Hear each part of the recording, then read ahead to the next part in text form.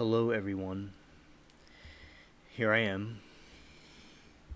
Glad that everybody can come and those that are watching the rerun.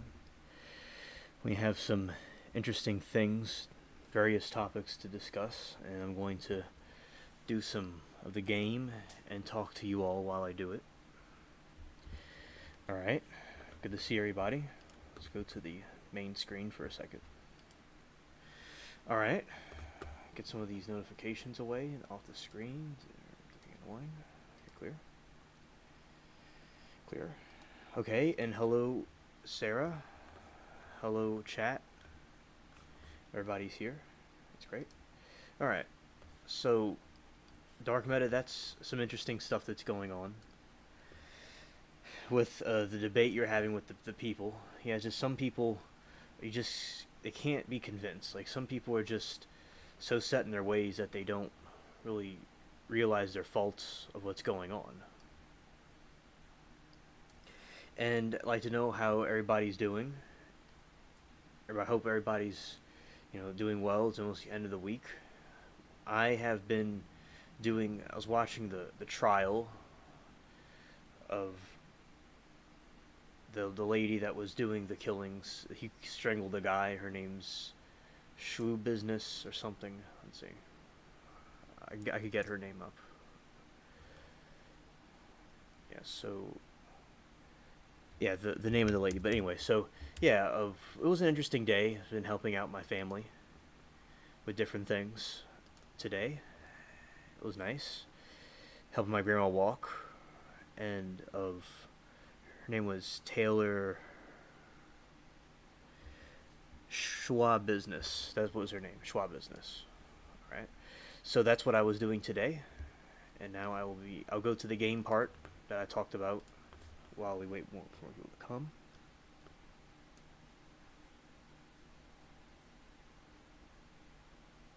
Yeah, Amanda, that's basically what she did, and she strangled him. It was like it was like a. So they were supposed to be doing some sexual stuff and strangling him for like a game, but she was doing it to kill him and dismembered him, and she was interested in Jeffrey Dahmer.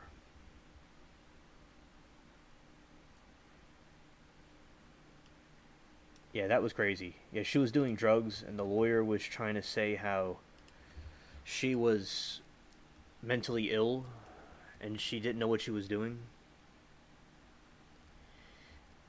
And it was really crazy because it was like, yeah, and they showed the bed and how it was all like bloody. And she's 25. She's my age, but she looks way older. And she was, yeah, and the yeah the lawyer was trying to say she was like schizophrenic and she's mentally ill, and they were just like she knew what she was doing. Yeah, it was a wild thing. Yeah, business. Yeah. No, what happened, Amanda, is it's a German name, like mine. My last name's Schmidt. It's a name like that. It's the Germans have like their names are kind of sometimes they're kind of odd, and it's a little bit hard to pronounce, and I have to go and repair my ship before I could go sail. And yeah, that trial was wild. And the jury was debating about what was going on, and it was crazy, and like the people that were there, like no one believed that she was innocent. Like no one bought it.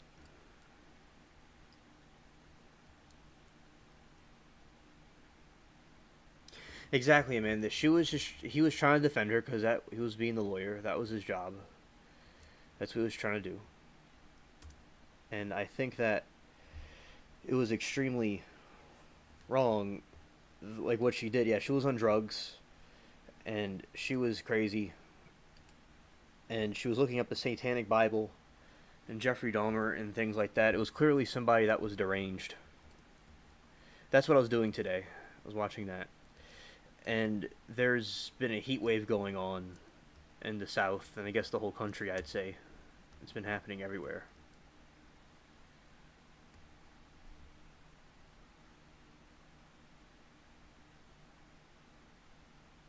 Okay, Amanda. You could let me know because like, it was an SCH word, and Addie, she's a mod at Law and Crime. Yeah, she was saying about how she said the name, what it was, like how it's pronounced, and they put it a different way because her name's not really that. And I don't quite remember what the name was, but it's probably a German name, or she made up some weird name because it's an SCH, like Schwartz or Schickelgruber, which Schickelgruber's a that would be down a rabbit hole for that who that last name belongs to, but a long time ago. But yes, so basically some of the German words have sh in it, sch.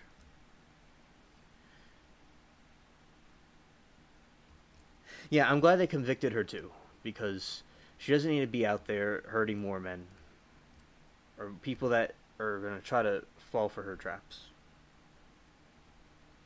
Yeah, Shaw business.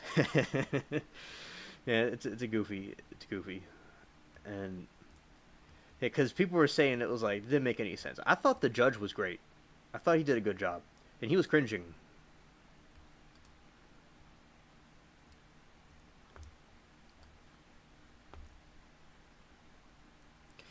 Yeah, we're gonna get this little ferret right here,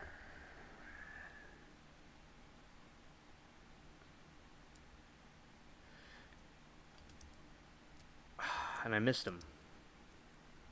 Yeah, but it's all right. We'll get this little critter. Yeah, yeah, Denise Canardo. Yeah, I don't know who that is. Oh, thanks, Amanda. Yeah, that chip's done. That chip was done. It was like dead man walking. And we're gonna put her name up here so chat can see what's going on here. And I'm playing the game for those that may not be physically viewing the stream. They're listening to it as a podcast in the future. Yeah, thank you, Amanda. Thank you. Yeah, because I don't know. It was like it was something else, and then they couldn't pronounce it. That's what I thought. Like some people like can't pronounce the name like Hansel, so they say like Hansis or Hansol or something. Like some people can't pronounce the German names because they're kind of complicated.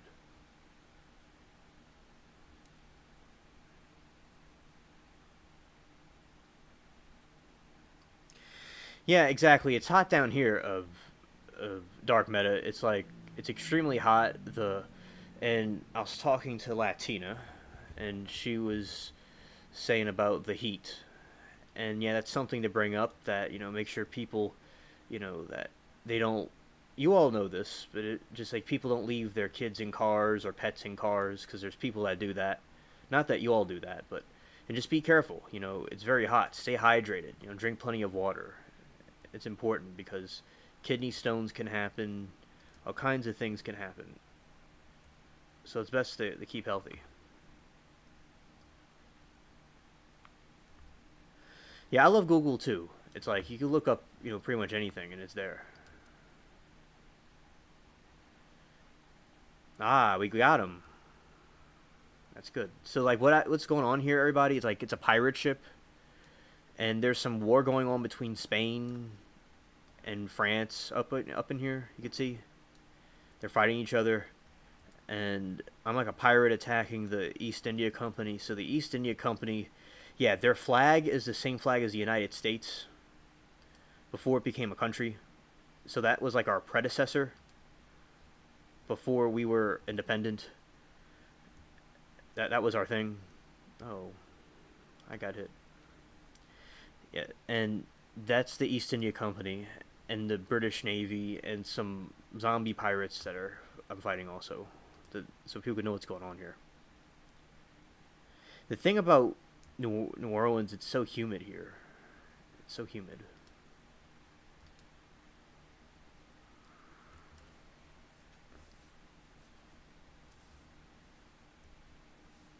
Yeah, yeah. Las Vegas is dry heat. I know, and yeah, because down here, the humidity is it's crazy. It's unbearable, but it's bearable. But it makes things a little bit tedious. And yeah, I think that basically with the heat, it's been, very, very, very, like, it's like suffocating heat. Like, as I'm sure it is like that up there as well, but it's a little bit crazier. It's also like the humid here. It's really crazy. Not saying it's not like that in other places. Yeah, and with the trial, I think that basically, like, she was a nutcase, and people, and I think that, it's good the jury convicted the lady, and she shouldn't be doing that to people. And, because and then she'll be put away. I remember Darrell Brooks. That trial was like, the dude was so arrogant. Miss Adams was there, like in the chat, in that stream. That was a wild one. He just was a bad stereotype. The trials are very interesting to watch. I learn a lot from them.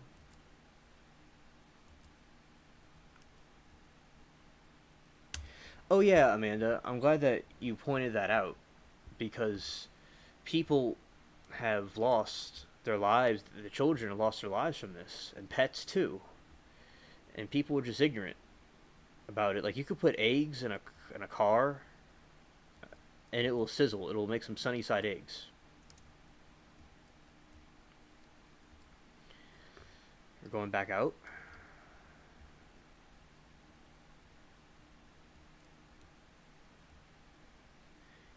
And we'll talk about the Congress. Like, so Congress, they're having a hearing about the UFOs. They like to call them UAPs because they don't want to say that we were all right. We were right about what we were talking about. And rest in peace to the 2-year-old that passed away. Rest in peace.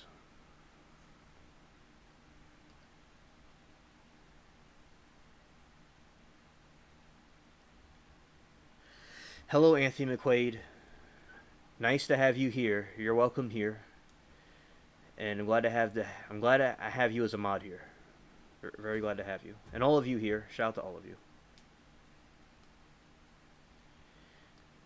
And yeah, I want to go to this island. It has some crazy things going on here. Oh, they're doing drugs too, so they're extremely degenerate. They were extremely degenerate. Yeah. Yeah, just, there's real stupid people in this world. Oh, I got that one. Good. Alright. We're going to turn back around, and we're going to end this whole career.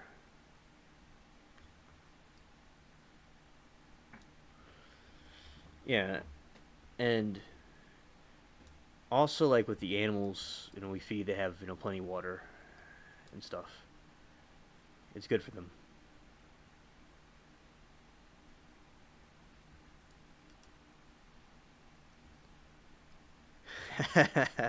I sunk them. Alright. And, like, these things in the game, they're, like, automated. I don't know about the bounty hunters, so when you get too much gold, there's, like, these bounty hunters, and they go chase you around. Yeah, I'm just kind of blowing these ships up before I go to the island and battle some crab people. I remember seeing this movie when I was a kid. It was really good.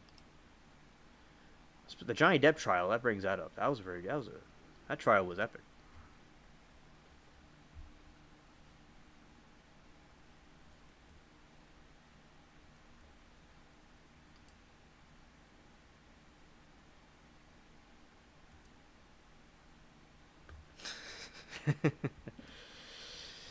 um yeah, basically, because some of these people that do these things, it's that on top of that they're being, irresponsible with what they're doing with their kids, in my opinion. Maybe not all people do that, but it just, these individuals did. It's bringing a bad reputation. Alright.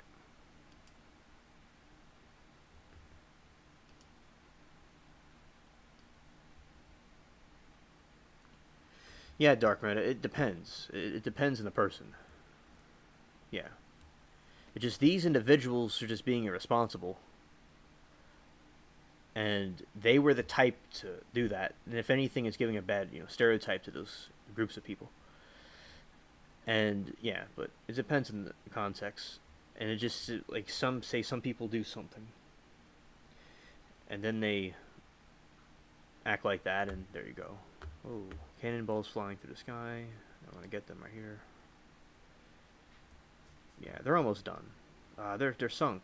Yeah, they sunk. That's the sunset. Nice game.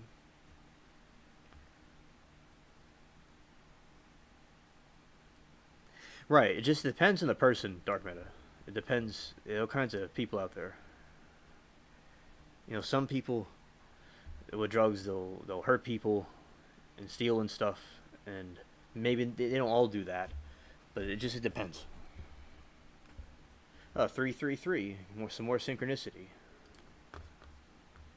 We're gonna put the clapping noise right now for the synchronicity.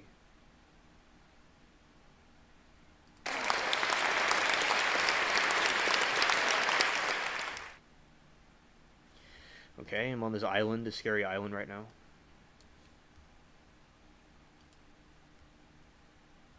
Yeah, exactly.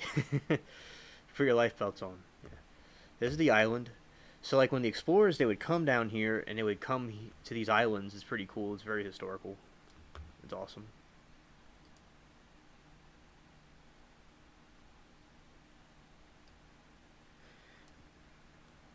Oh, yeah, Anthony. Everybody did miss you, Anthony. Anthony's always a good mod. I'm glad to have him on here. Deal with the trolls and stuff. Anthony does, just like everybody in the chat, gives good insight and engages well with everybody else. That's good, Amanda.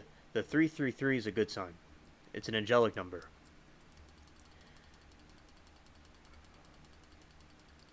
Yeah, we're gonna kill this wasp right here. His career's ending, and he is gone.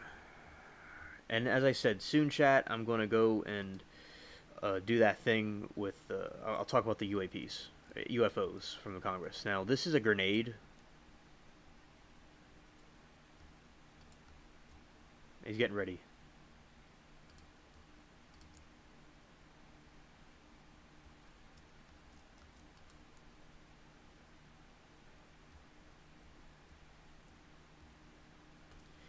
Alright, now he wants to brawl.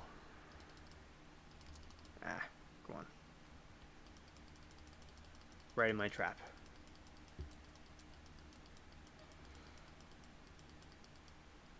I leveled up the grenade.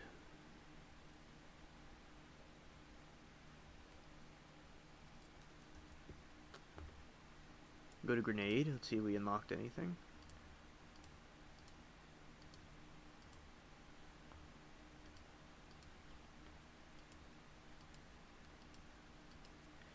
Yeah, leveled up.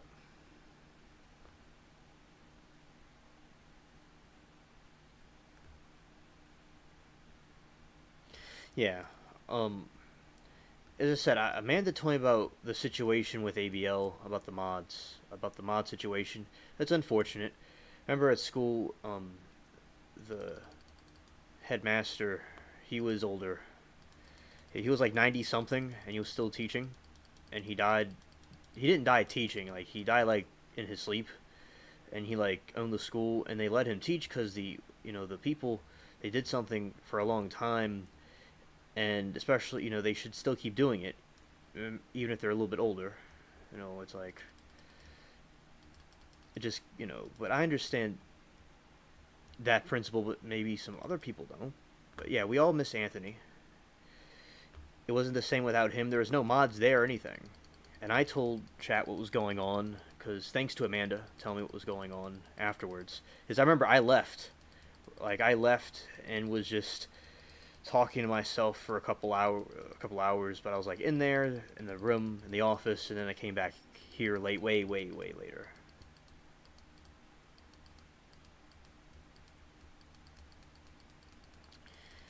Yeah, so, okay, Mary, so Anthony McQuaid is a mod. at ABL Live, and for some reason he took Anthony off as a mod, and Anthony has been a mod for a very long time, and he took him off for some reason, and it's not, Anthony is a cool dude. I don't know why he did that. I don't really understand. Yeah, that's how I do it. And that's how I aim and fire. Shooting the scorpion.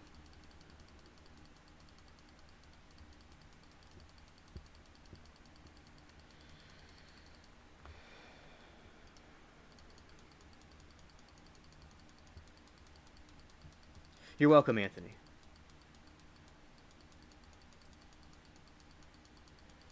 Whoa! That was freaky. This man was standing up. He was trying to square up. Yeah, he was squaring up right there.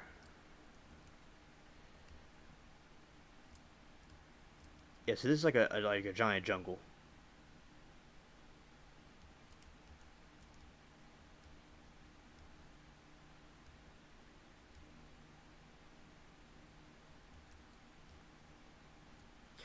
Well, no, it just Amanda was saying about how with the lady she did meth as an addition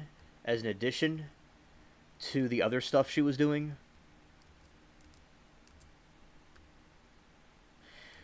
It's like that's basically what the problem was. Like no, the lady was like psychopathic. She had some impulses and some fantasies and things, and she acted on them. It's just that since she also did the meth too, it be there. Someone that is like that could be inclined that it's a combination of those two factors that there's some kind of a problem there within that case in that situation. Right.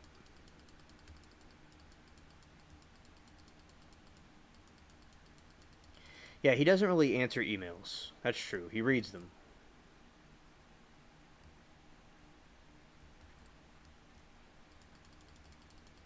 Well, no, like he took him off as a mod for no reason. I don't really know the reason is. This is like a boss level dude. Yeah, he's happy. Oh, I'm gonna throw a bomb at him. Yeah, so everybody that's like listening, I'm throwing a grenade, a pirate grenade at a scorpion, a giant scorpion that's trying to sting me.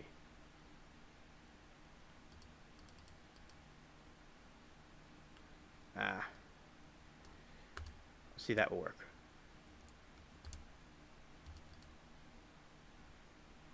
Yeah, there we go. That's better.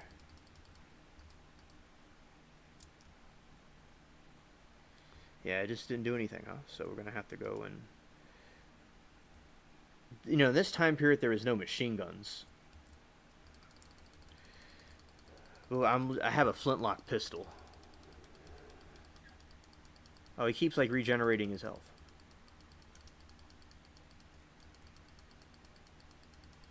Yeah, you just have to keep on doing this consistently, and then it'll get him. There we go.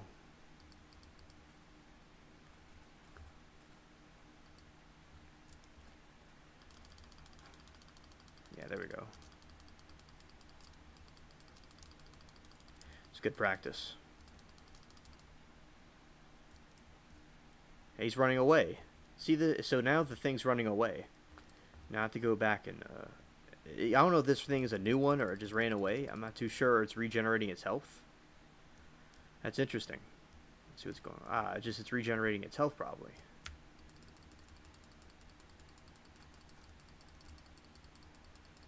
Uh-oh.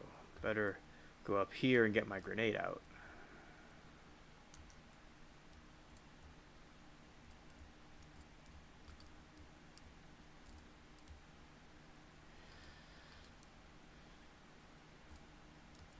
Yeah, that was good.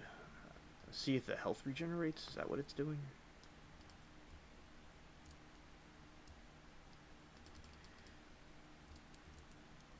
There we go. I'm getting him now. Subdue the enemy without fighting it directly.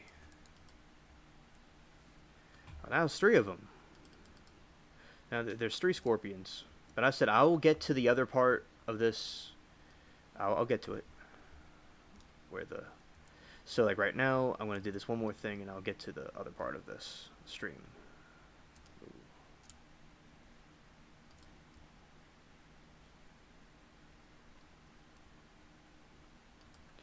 Oh, Anthony, everybody asked about you. Devin, Atomic Tabasco. Um, yeah, everybody asked about you, dude, and everybody was very saddened that you weren't there. And I didn't know what was gonna happen, but like I was gonna say it anyway. Like what ABL did.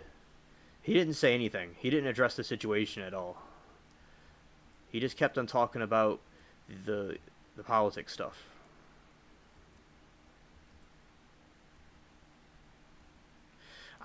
These things are being confusing. It's like it was over there, now it's here.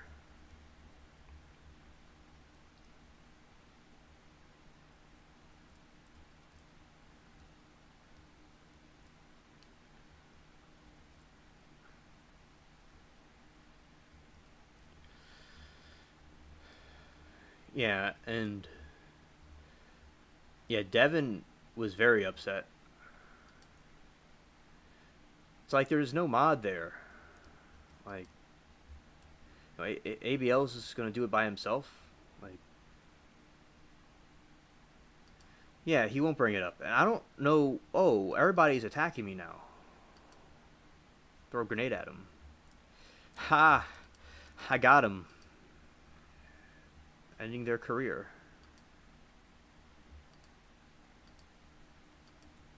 There we go. Nah. They done. Rest in peace.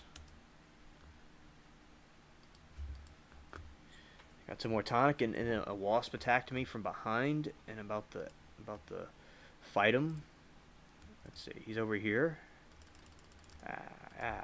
Their wasps are crawling everywhere. He's behind me. And he's gonna be right here.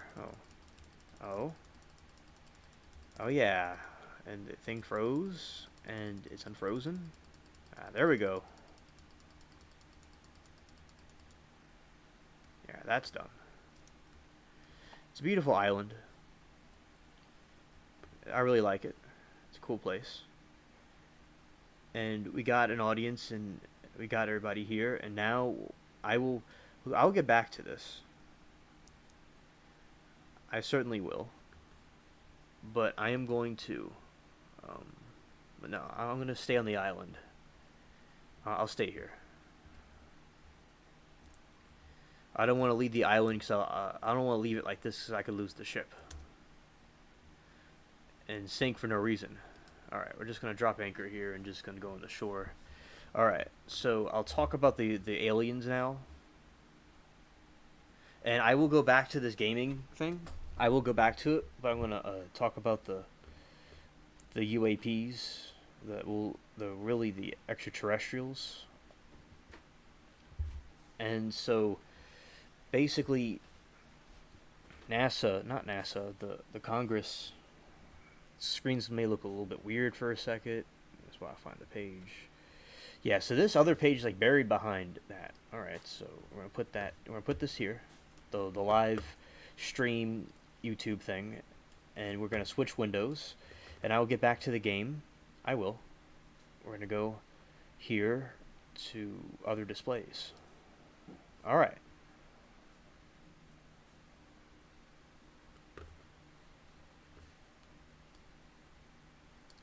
So recently Congress is now talking about the UFO sightings.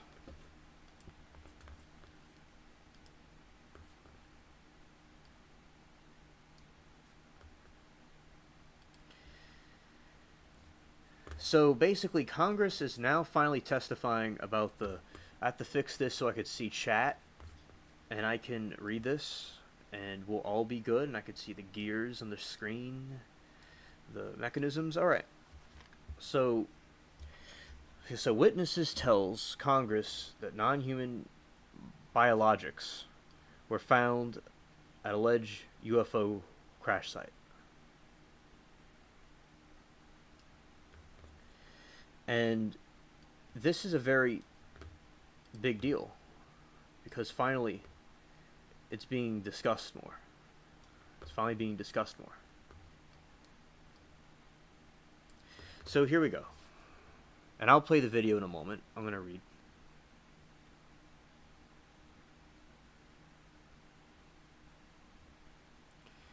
Yeah, I know Anthony McQuaid. It does seem like it's one-sided when talking to him. I agree. On the email.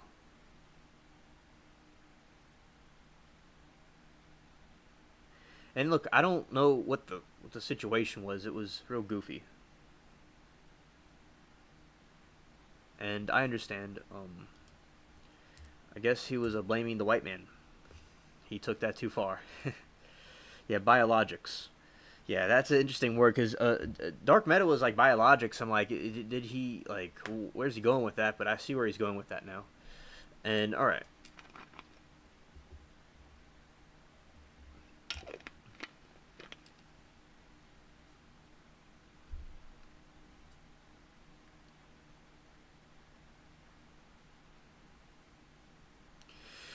A former intelligence official claimed the U.S. government has been covering up a long-standing defense program that collects and reverse engineers unidentified flying objects, UFOs, and has found non-human biologics at the alleged UFO site. We know from the Transformers movie, those that seen it, the original one, and any of them, that there is this secret government organization called Sector 7 that was dealing with the alien biologics. And it looks like this is real life. And also, the highly anticipated testimony from David Grush, a former member of a U.S. Air Force panel on unidentified anomalous phenomena, also known as unidentified aerial phenomena, was part of an effort by Congress to pursue intelligence agencies for more transparency into the existence of UFOs, a subject of heightened scrutiny following an increase in reported sightings by military personnel and pilots in recent years, although extraterrestrial life has long been shrouded in stigma, confusion, and I've not heard that word before. And lawmakers. Yeah, that's a word I may not be too familiar with. Yeah, in lawmakers on both sides of a political spectrum have been rallying around the push for more research on the topic as national security matters. A little dark meta.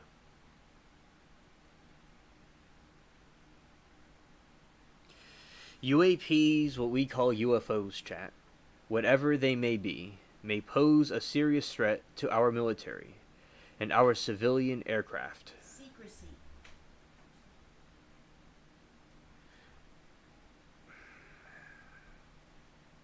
Testifying under oath at a House subcommittee hearing on Wednesday, Rush told lawmakers he believes the U.S. government is in possession of UAPs based on his interview. Like, to me, that word did not seem like secrecy, but, maybe I wasn't reading the word right. And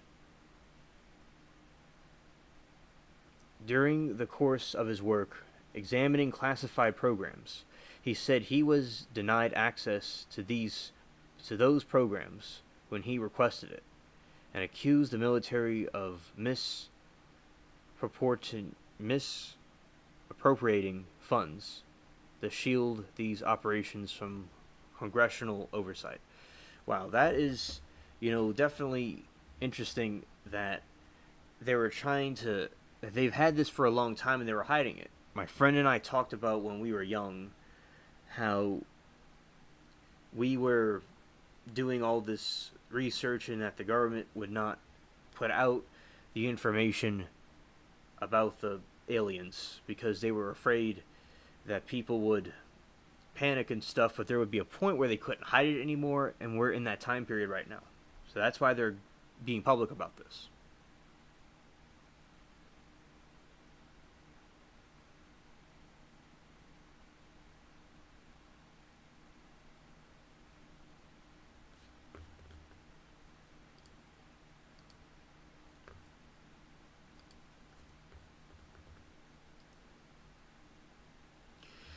Shout out to Amanda. That was very sweet. That was very sweet. Alright. The Pentagon denies Russia's claims about the UFO crash retrieval and reverse engineering program. To date, the All Domain Anomaly Research Office, the AARO, has not discovered any verifiable information to substantiate claims that any programs regarding the possession or reverse engineering of extra materials have existed in the past or exist currently. Yeah, because they don't want to admit that they were wrong. They don't want to admit that was what was going on here with these people over here with the UFOs. It was absolutely absurd. And they want to sue Goff. A Pentagon spokesperson tells Time in a statement the department is fully committed to openness and accountability to the American people, which it must balance with its obligation to protect sensitive information, sources, and methods. The statement continued in part. DoD is also committed to timely and thorough reporting to Congress. Yeah, it is their duty to protect the people, and people should know what's going on, in my opinion. That's definitely very certain. I'm very certain about that.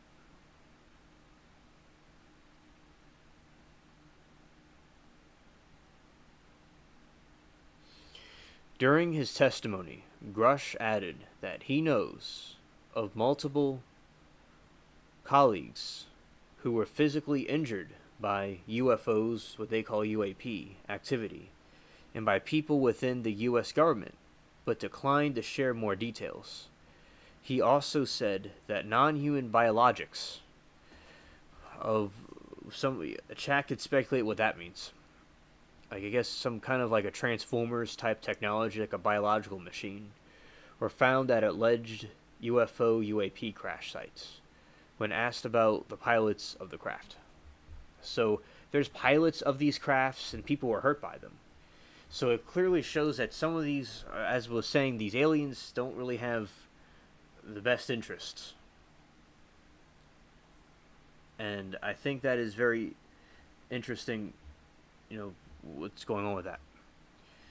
No government officials testified at Wednesday's hearing through Sean Kirkpatrick, like Captain Kirk, the director of the Pentagon's office focusing on UFOs, UAPs, told the Senate subcommittee in April that the U.S. government was tracking 650 potential cases of unidentified aerial phenomena, playing video for 2 of the episodes.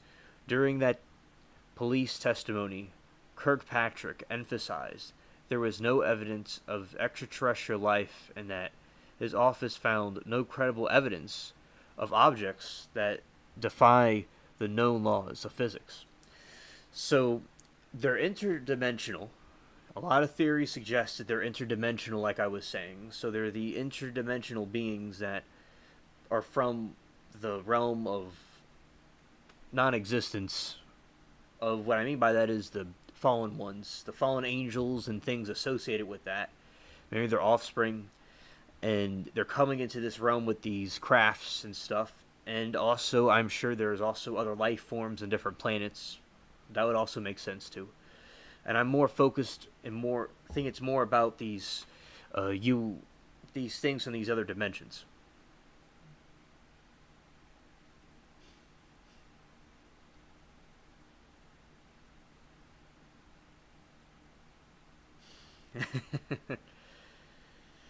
That's funny, chat. That's funny, chat. That's funny.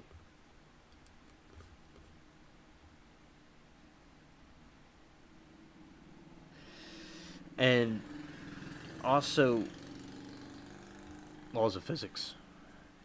And basically these things defy the laws of physics. Like you have a spaceship and it goes up in the sky really quickly. That they have videos of these things doing unnatural stuff.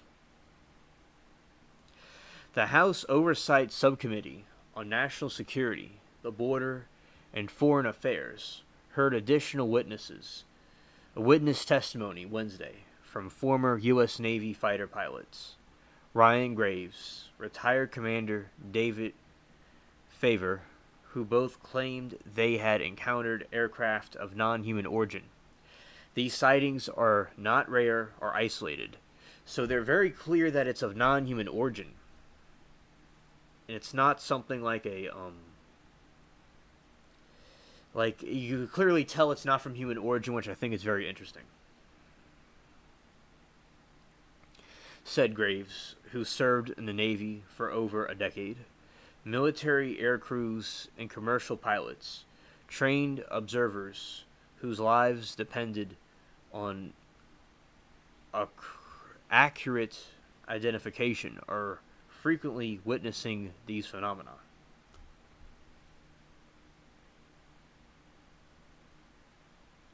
Oh yeah, the Pokemon version. I'm jealous. Yeah, the Pokemon version. I like Pokemon. I remember I had the in my room I had the Pokemon cards. I used to trade them, and I remember Mew, and I also played Yu-Gi-Oh. I liked Yu-Gi-Oh too. I used to have a Yu-Gi-Oh like a pad used to put the Yu-Gi-Oh cards on, and it was like a thing you put on your arm. And yeah, I played Monopoly. I was good at it. That's pretty cool. I like those board games. I remember there was some pirate board game I like, and something had to do with a bird. Some hoops and things. I like the board games. Oh, I remember what I played is Candyland. That was a pretty cool game. Chat, have y'all played Candyland? Alright. So, those that are like listening, chat was saying about how Amanda was saying she played Monopoly in the Pokemon version of it, and I was talking about my experience with the board games.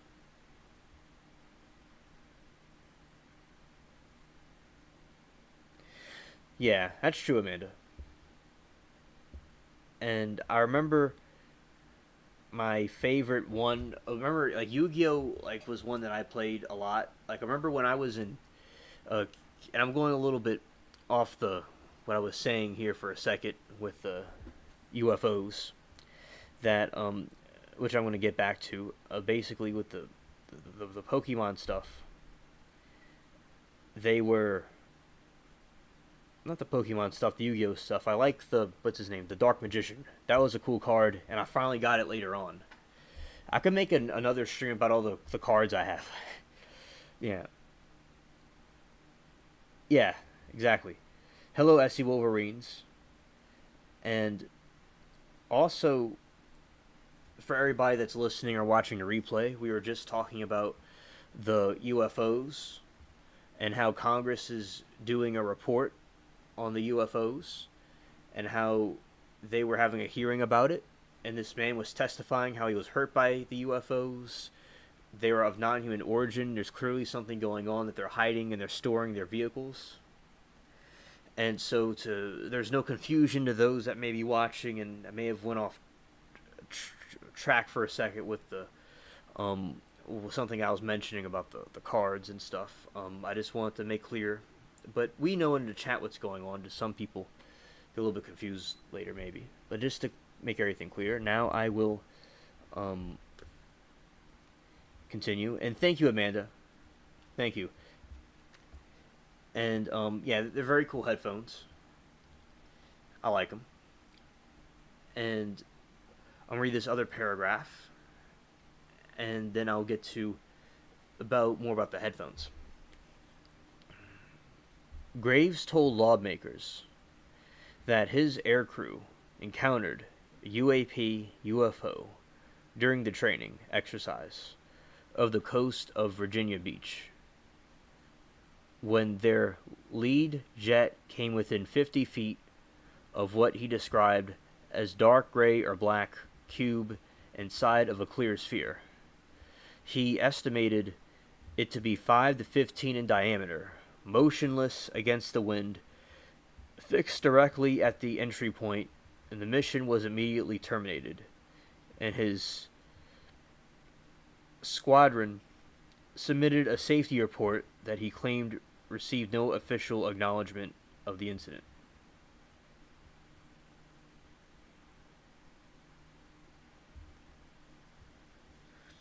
I understand SC Wolverines that you don't trust them, and I don't trust them either. And you got to remember, like, what my companion and I were saying. Y'all weren't there, obviously. But basically, what happened was these people, well, the government and all, they're intentionally hiding these things for many years, like Nibiru, Planet 10, and things like that. And they want to censor the people, and then there's a point with all the technology and the resources they can't hide it anymore, so they have to be like, all right, you caught us, this is what's going on, so they can't hide it anymore, so they let it out. That's the thing you got to understand.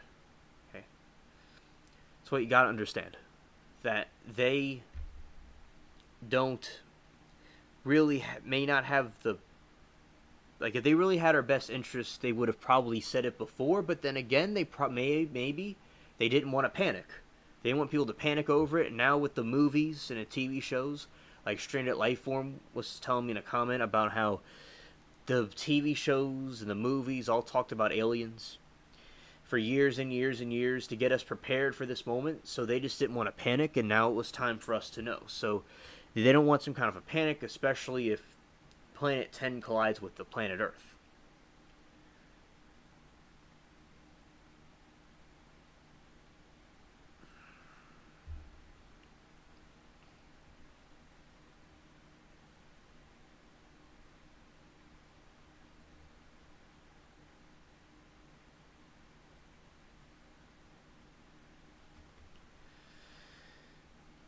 And SC Wolverine says, because maybe it is the one world government, they losing everybody, and they will still, we have all to come together. It's just some thought, they never show any proof. And SC Wolverines,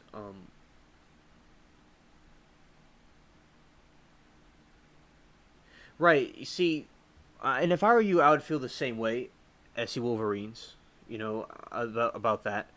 But as we know from the videos and different things, that there is some kind of extraterrestrial thing out there, and I know this thing that's been going around, that they have this projection devices, and they're faking these UFO encounters and stuff, but maybe that would be happening. But no, I feel, in my opinion, because of what's going on, and there's obviously, like, ghosts, there's obviously things like the aliens and stuff, but they're these interdimensional demons. But you got to remember that I don't think that they're faking these things. I think that they're real, but the fallen angels would be trying to install the New World Order, and these aliens are against us, so they're like controlled opposition to bring in the New World Order. Because I know from what we talked about when we were younger, when my friend and I were kids, that they want the New World Order. They want the one world government. That's what those aliens want. So they're going to do this to bring it together. So I think them simply interacting with us, in my opinion, is them working as controlled opposition for the New World Order. And you could prove this in the Bible, that the fallen sons of God have domain over the earth and the rulers of the earth. So the fallen sons of gods are the aliens. Well, some of the aliens, which I believe it's the ones that we're seeing in this situation. And about the situation with the military intelligence, It's simple. The military is coming out and saying that they're seeing these UFOs, and they're testifying to Congress about it. A regular person wouldn't be testifying to Congress, in my opinion. I could be wrong, but it's because they're in the military and they have direct links to the Congress to talk about it, where a regular person is not going to be brought to Congress on a regular basis about it. And basically, like, Georgia Peach's relatives that are in the military and people she knows in the military that are patriots, that are conservative and Christian, they see UFOs and stuff there. And Latina's friend has encountered the UFO stuff. And so it's not that they're faking it, just the aliens are interested in the technology, but in the midst of chaos, there's also opportunity for them to use this as an excuse for the New World Order.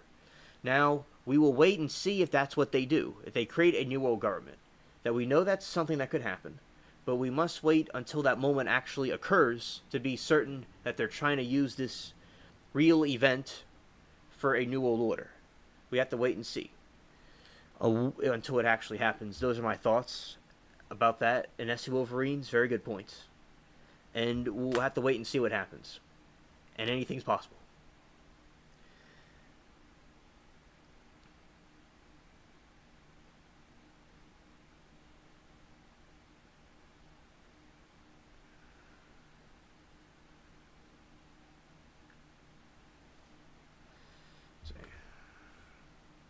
I'm going to the other part of the article to talk more description about it. Like, I don't think they're making this up. Like, I think these things are real. And it's just that the military is... Yeah, okay, like, I think he got what I was saying, because there's a delay. Alright, SC Wolverines, thank you. And you can keep talking about whatever about this. I'll be glad to answer your question. It's all good.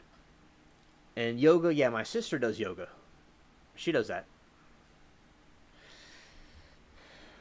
Graves told lawmakers that his aircrew encountered a UAP training exercise off the coast of Virginia Beach, which I read, and that when their lead jet came within 50 feet of what he described as a dark gray or black cube inside of a clear sphere, he estimated to be 5 to 10 feet in diameter, motionless against the wind. He fixed direct at the entry point, and this mission was ultimately terminated, an acknowledgement of the incident. What are you cooking, SC Wolverines? I'd like to know.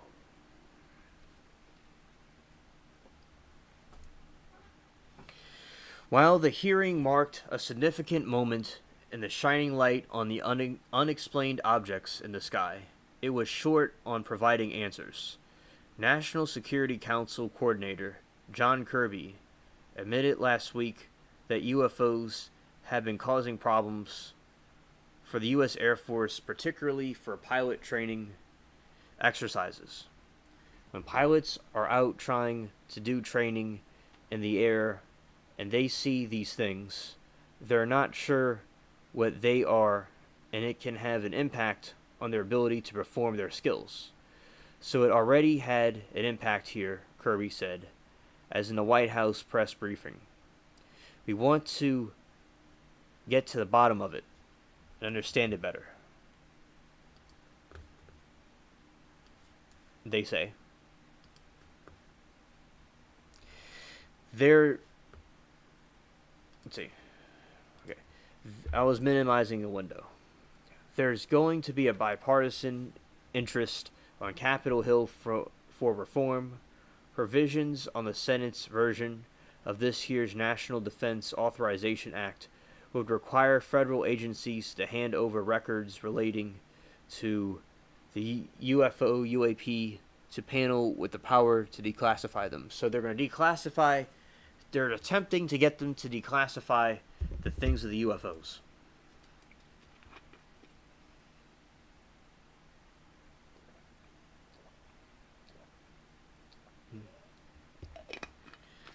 If UAPs, UFOs are foreign drones, it is urgent national security problem, Graves said. If it's something else, it is issue for science. In either case, unidentified objects are a concern for flight safety. The federal government has recorded UFO sightings since 2004 and before that, in my opinion. According to an unclassified report, Office of the Director of National Intelligence in January. That sounds good, SC Wolverines. Sounds good.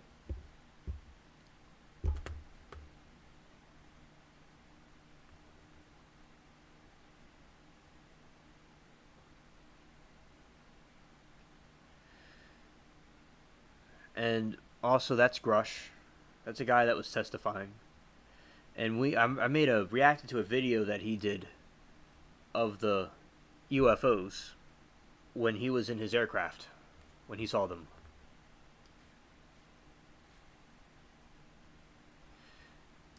Yep. That was pretty cool.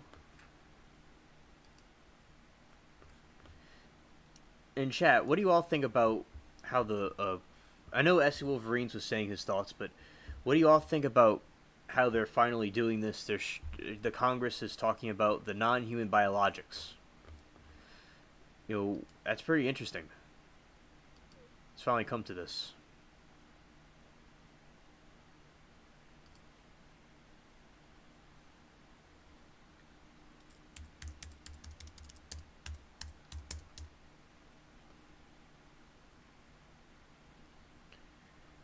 So basically, what's going on is that the UFOs, they're reviewing them, and the guy testified, and he's the one and reacted to the video about it. And I have to switch the window because I didn't switch the window correctly. Here we go. It's not what I meant to do. And go here and say that because the window was wrong. Yeah, it's about time.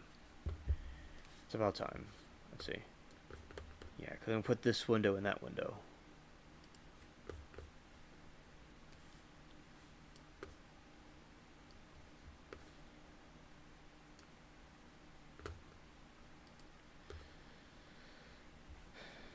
Let's look at some pictures of this.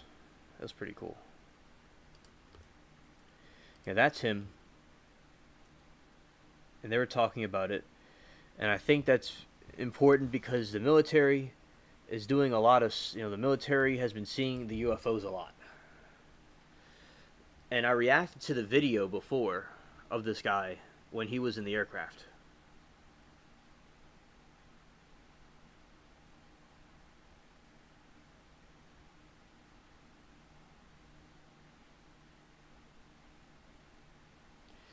And those are the aliens that he drew. We'll look at this one. That's a depiction.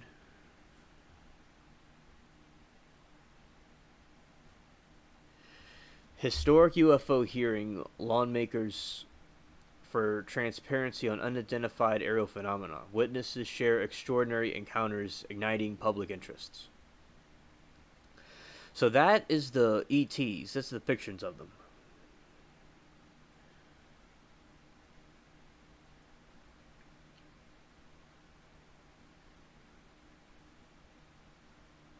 Yeah, man, that's good. That didn't happen to you.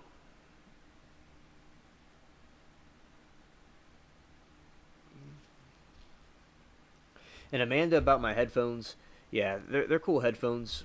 They're based off. I like this brand of headphones because when I was with my friends, my rapper friends, remember it was one time we were going out, and they were selling some like a branded version of the headphones at a gas station. It was the white ones, and I got them, and that was a pretty fun night. That was pretty cool. And then eventually they broke of old age, and this one is like the official version of it. The other one was a knockoff version, but it was very, very good headphones. Very cool. And Mary says, I wonder how much evidence the aliens exist in the government, and we don't know. They're probably a great idea. Yeah. And it's about time this happened. It's about time this happened.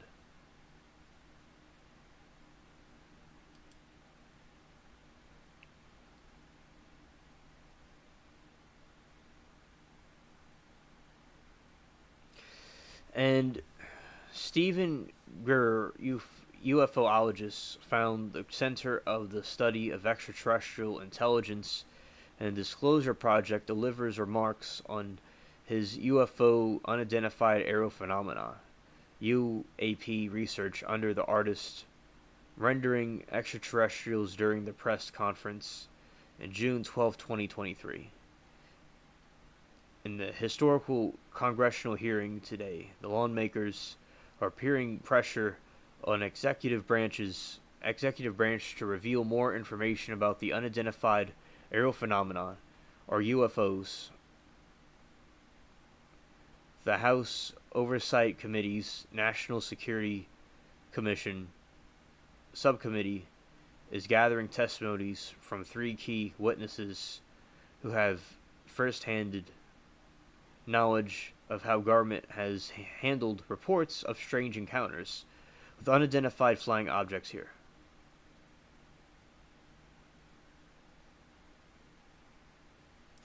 And I agree that, exactly, Amanda, that they have a lot of crafts and bodies and footage and all kinds of stuff that they're hiding from us. And they have whole warehouses of them. They probably have a whole Home Depot of things. And they need to go in there and get it. I remember when they were supposed to raid Area 51, and everybody just, like, I was not there, of course, but I saw, like, on the internet, people were just hanging out there with alien shirts on. It was like, that's not how it's done.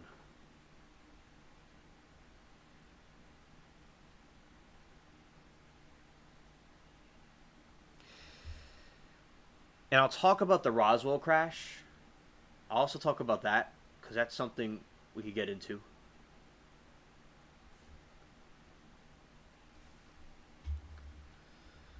Yeah, the UFO about David Grush, who claimed the U.S. government conducted multi-decade program to collect, reverse engineer the crashed UFOs.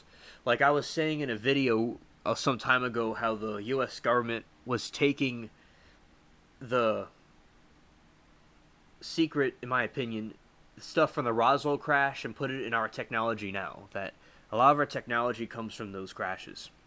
And it looks like that, what I said before, those videos are coming to the light.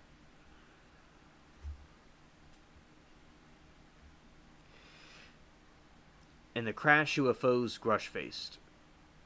Relation for exposing this, stating people have been harmed or injured. So people have been harmed and injured from these things, so they're very lethal. In government efforts to conceal UFO information, he also asserted that non-human biologics were recovered, though he never saw an alien body firsthand. The Pentagon denied Grush cover-up claims, stating no verifiable evidence that supports the existence of extraterrestrial material programs. Grush allegations promoted an immediate investigation by the Republican-led Oversight Committee. That's interesting. Other witnesses include David Favor, a former Navy commander who recalled the strange objects during a 2004 training mission, and Ryan Graves, a retired Navy pilot who witnessed a UFO sighting of the Atlantic coast, regularly for years. The sighting witnessed by military commercial pilots has sparked a significant interest in the UFO phenomena. So, yeah, typos are us. I was just thinking of they have like a Toys R Us of aliens. That's interesting. So, basically with this UFOs, I remember when I was outside looking at the horizon one night after ABL, I saw this blue glowing thing from the horizon just coming up from the horizon, and it was a weird looking thing. There's something like unnatural about it. So I've seen these things before, and chat has talked about what they've seen, the orbs and stuff.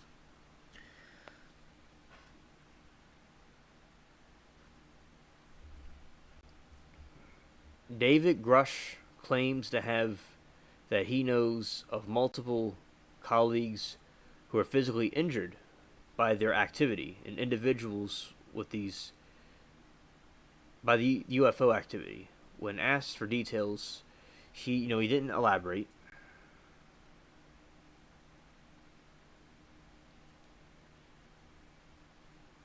And they were non-human origin.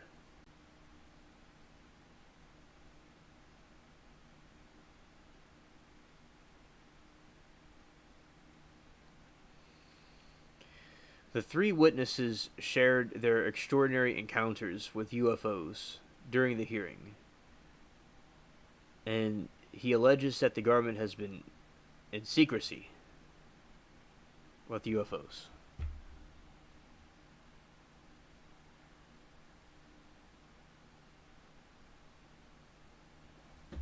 So specifically, the House panel is holding the congressional hearing on UFOs known as the UAPs to shed light on the mysterious aerial phenomena. Both Republicans and Democrats are coming together in an unprecedented show of bipartisan support for transparency about these reported encounters. And that's good. This, like, if we would all have unity over this, it's good that they're coming out about this situation, but always appear with caution with these things.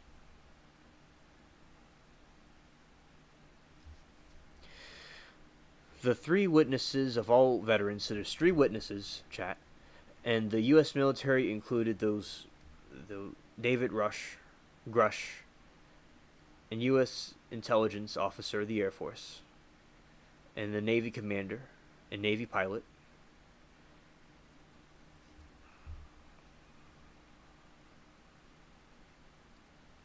And basically how he was saying how the government has hid these things for many years. And this committee is oversighting the investigation and would like to see more of these UFO things come out.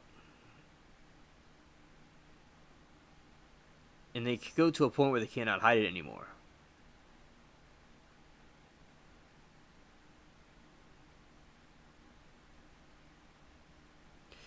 And they're saying, will the UFO fans get their UFO proof after today's hearing?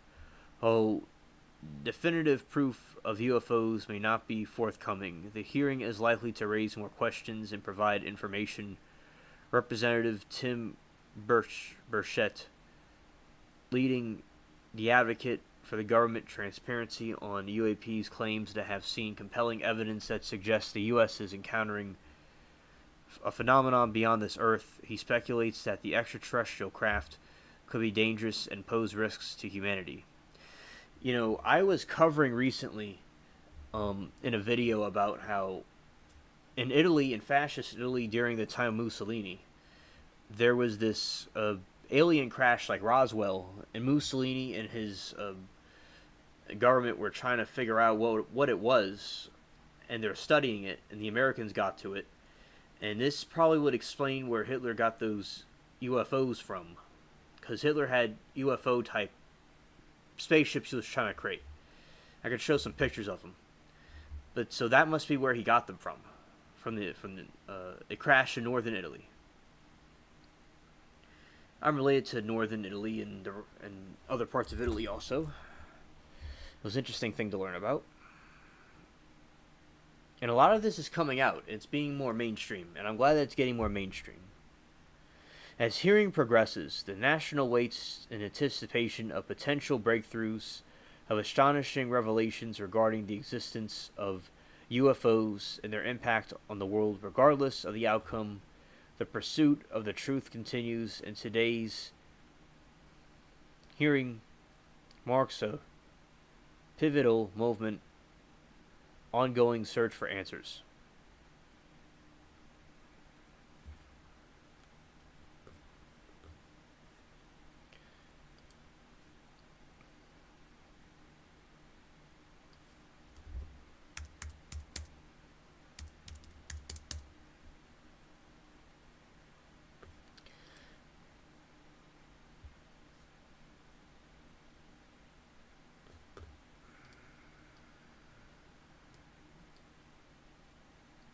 Yes, so this is the UFO like Hitler was trying to build, and the Nazis. They must have got it from that crash that happened. That must be why they were interested in Italy. That's something interesting for chat to know. But it didn't work, apparently.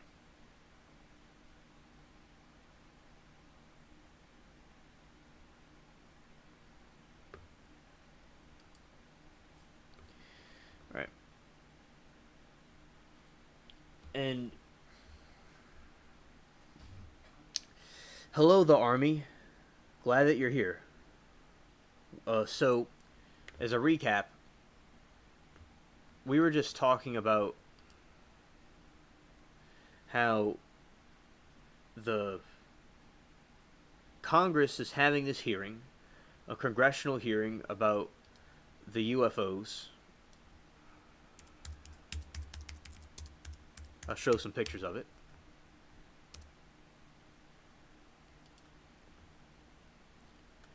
You know, this pilot, which I did a video about and I reviewed, of which was this one, when they were they're traveling around and they found this thing, and basically he was testifying with Congress, and that the politicians were coming together and they were talking about this phenomenon, and they're going to try to release more information because he was saying how there's warehouses and warehouses of these aliens, these alien craft that they have, and body parts and things like that. It's very intriguing, and it's finally time that it comes out.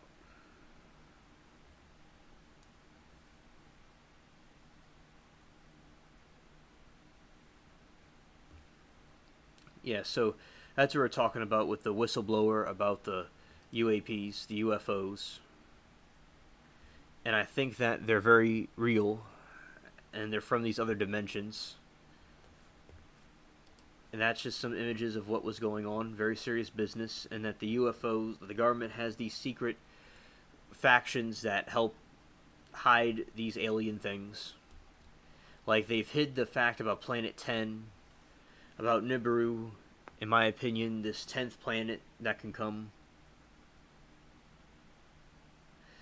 And they were hiding this information, and now it's coming out because they cannot hide it anymore with all the technology, with all the stuff that's going on. They can't hide it. And exactly, the Army, the underground bunkers of live aliens as well. Yes, I agree. They have a lot of stuff going on with that they keep hiding these things. And there's all these different stuff, all this different stuff that's going on. And I reacted to that guy that went through that.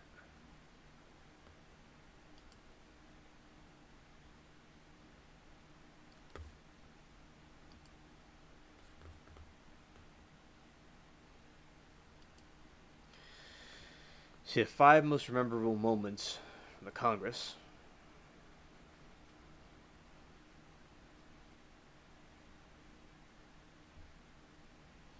And there were 3 former military members.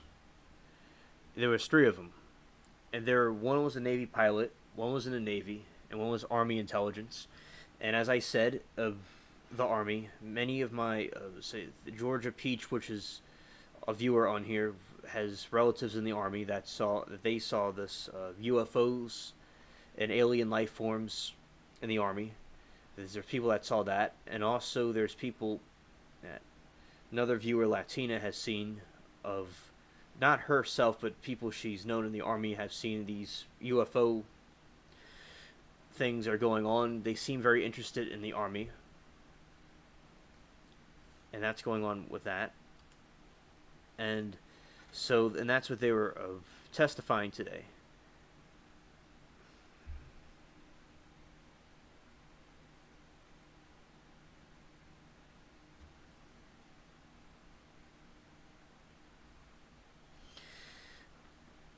And yes, Amy, not where did I get that word from? Amanda. That's very cool, Amanda. That's very cool. I have ancestors that were in World War II, and my dad's side's from England. My grandfather was in the British Army in North Africa, and also, yeah, dark meta. I get it.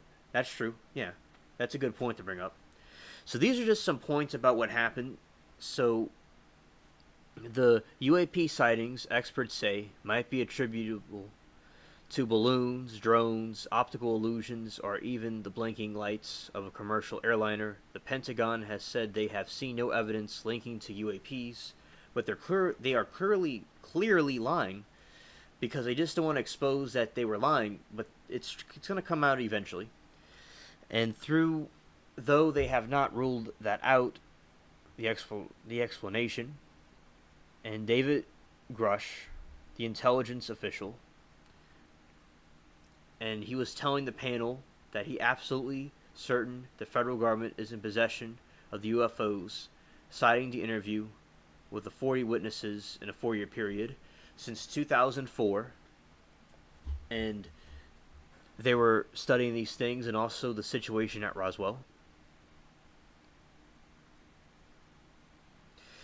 Let's see. So, some points. Asked by Rep. Jarrett Moskowitz, D. Florida, how such a program is funded, Grush claimed that the effort is above congressional oversight and bankrolled by misproportion of funds. Does that mean that there is money in the budget that is set to go to a program, but it doesn't, and it goes to something else? And the Moskowitz asked, and he said, "Yes, I have specific knowledge of that," Grush said, though he did not provide the more details. He was very vague. He didn't provide all the details about it. And Grush, who underscored that he has not personally spotted the UAP UFO, told the panel that he knows of multiple colleagues who were injured by them. And he also said he has interviewed individuals who have recovered the non-human biologics, so the UFOs and the alien technology and stuff, from their crashes. They seem like they like to crash a lot. It has to be a very intense thing to testify for. Well, that's cool, SC Wolverines. That's cool. Asked by Rep. Eric Burleson, R., Missouri, to substantiate the crash UFO claim, to the former intelligence official said he could not divulge specific details, once again claiming the information was too sensitive to share with the public. He did, however, describe the nature of what he saw. I have to be very careful here, but what I did personally witness myself and my wife was very disturbing. A Pentagon spokesperson told NBC News that Grush claims are false. You know, because the Pentagon doesn't want this coming out, but it's going to come out.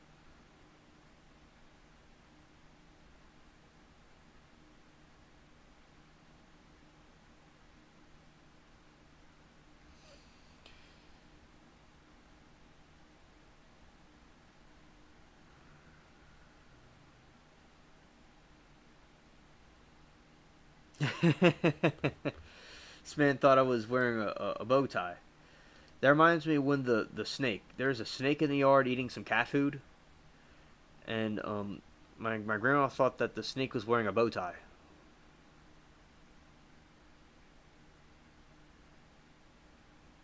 Exactly, the army. They're basically from another yeah, they're basically, this is their home. Yeah, exactly. Exactly, I agree.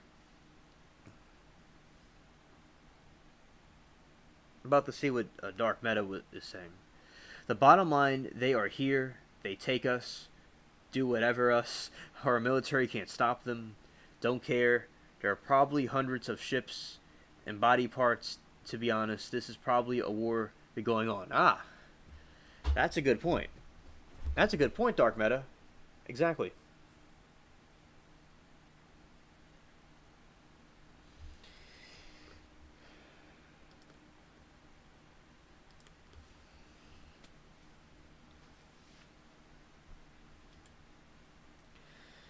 And some lawmakers, I keep saying lawmakers, but it's lawmakers, are witnesses push the federal government to establish clearer channels to communicate with UAPs, UFO information with both public and military, and said they should establish a comprehensive reporting process for unidentified object sightings. Ryan Graves, a former Navy pilot, told the panel military pilots do not feel adequately briefed on the UFOs. If y'all have seen the first Transformers movie from 2007, they were talking about Sector 7 that the government didn't even know about. The Sector 7. And this is a lot like the Transformers movie, the first one. Ryan Graves, a former Navy pilot, told a panel of pilots, the military pilots do not feel, they don't feel briefed about it, like I just said. And they were unprepared to respond. And they claim the commercial airline pilots have spotted the UFOs too. So, what's his name? SC Wolverines was saying that it was just the military, but now, listen closely, chat and SC Wolverines, the commercial airline pilots have seen the UFOs too. So people that are not in the military have also seen the UFOs. It's not just the military. Perhaps they will come up to the stand and testify. John Q. Citizen down the street will come testify. I'll say what I saw and what I know. I wouldn't mind testifying about what I know about it. So they'll start with that and go with other groups. So there you go. It's everybody. Like, we all see it. There's videos all over the place about it, in my opinion. The former Navy pilot they all seen it, the pilots and non-military and non-military. There has to be a safe and transparent reporting process for pilots, both commercial side and military side, to be able to report the UAPs, Garcia said.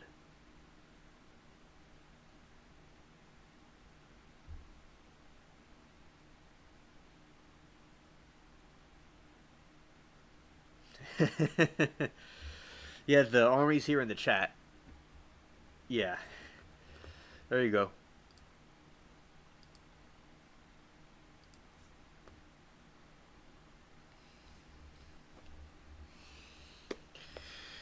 Rep. Virginia Fox, R. North Carolina, echoed the calls for more transparency. She noted that that Dr. Sean Kirkpatrick, that's interesting. As I said, that's a cool name. The director of Pentagon's All-Domain Anomaly Resolution Office had previously told Congress that there was no credible evidence of extraterrestrial life, but there's an organization that exists to research them.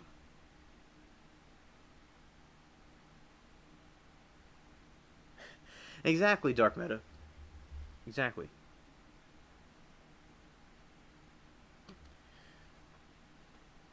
Yeah, the emotions. People these days, they be deep in their feelings.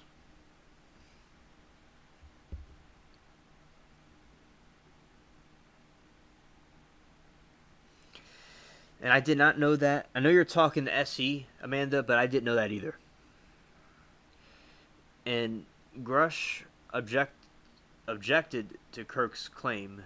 Promoting Fox said that the contradictions is a perfect example of what we need to inject transparency into our government.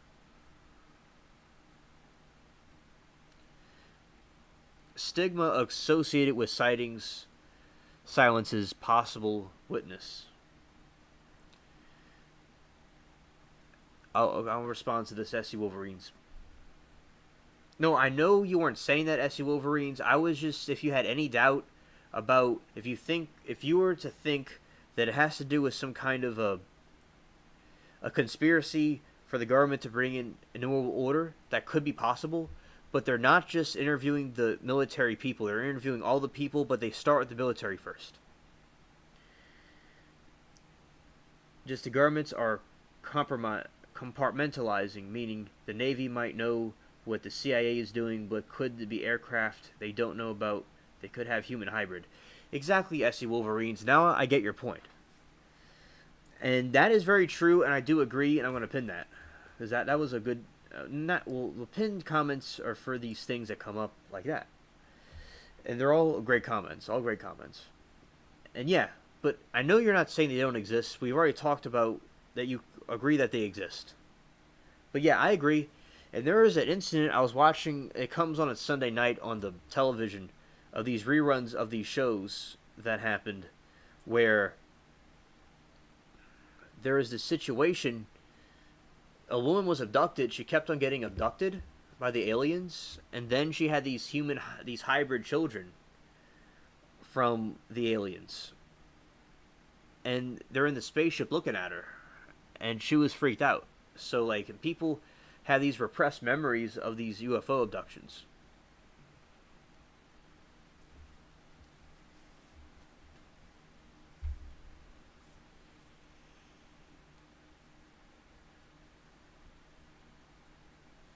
All right, Anthony, good night.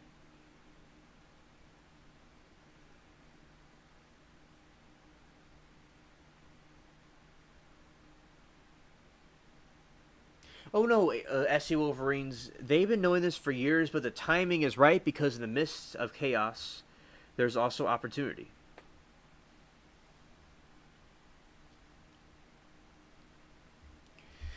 Stigma associated with sightings, silences, possible witnesses.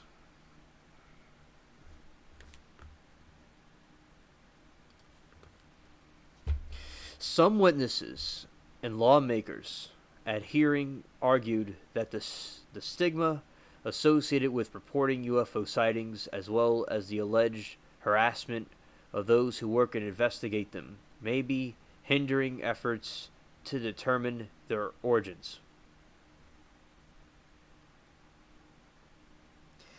Yeah, quads. Yeah, that's funny. Graves told a panel that stigma silences pilots who fear professional repercussions, which he said is compounded by recent government claims questioning the credibility of eyewitness testimonies. All right, Anthony. Thanks for coming, and good night. God bless. Sweet dreams. All right. The Federal Aviation Administration. Oh, and thanks for coming. If I didn't say that. The Federal Aviation Administration has no mechanism for pilots to report UFOs, UAPs, and instead directs them to civilian groups that are often dismissed as domain of cranks and conspiracy theorists. That's what they always called us, but now it looks like we're right. And y'all want to know about the tinfoil hat thing, where that comes from? It has to do with, like, my friend told me it has to do with blocking the radiation from the sun. That the tinfoil hat would help block the radiation.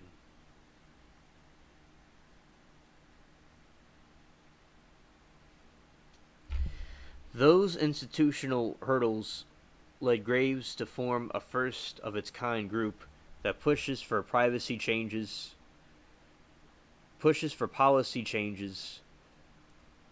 serves as a hub for pilot whistleblowers, and advocate for more disclosure by the military and other government agencies.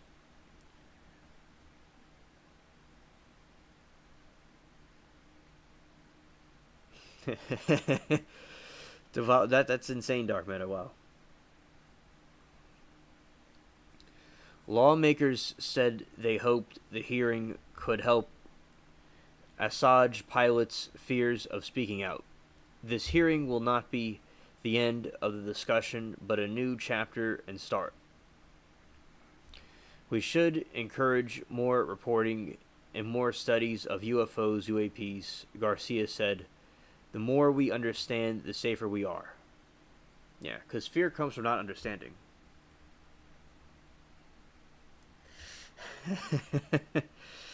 All right, Dark Meta. I'll keep that in mind because he was telling me it was like it could help from the radiation.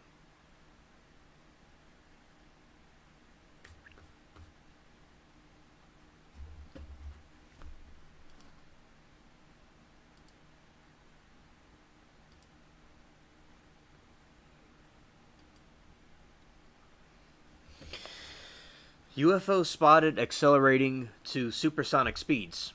So this is just some moments in the hearing that were very captivating.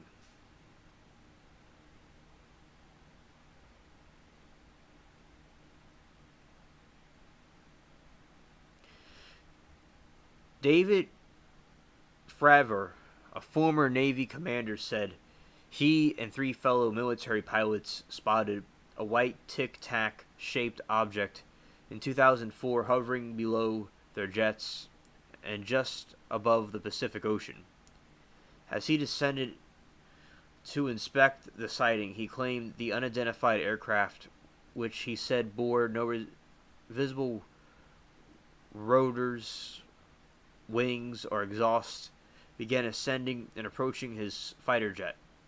He claimed that the UFO UAP then vanished only to reappear a few seconds later, but this time it was spotted 60 miles away.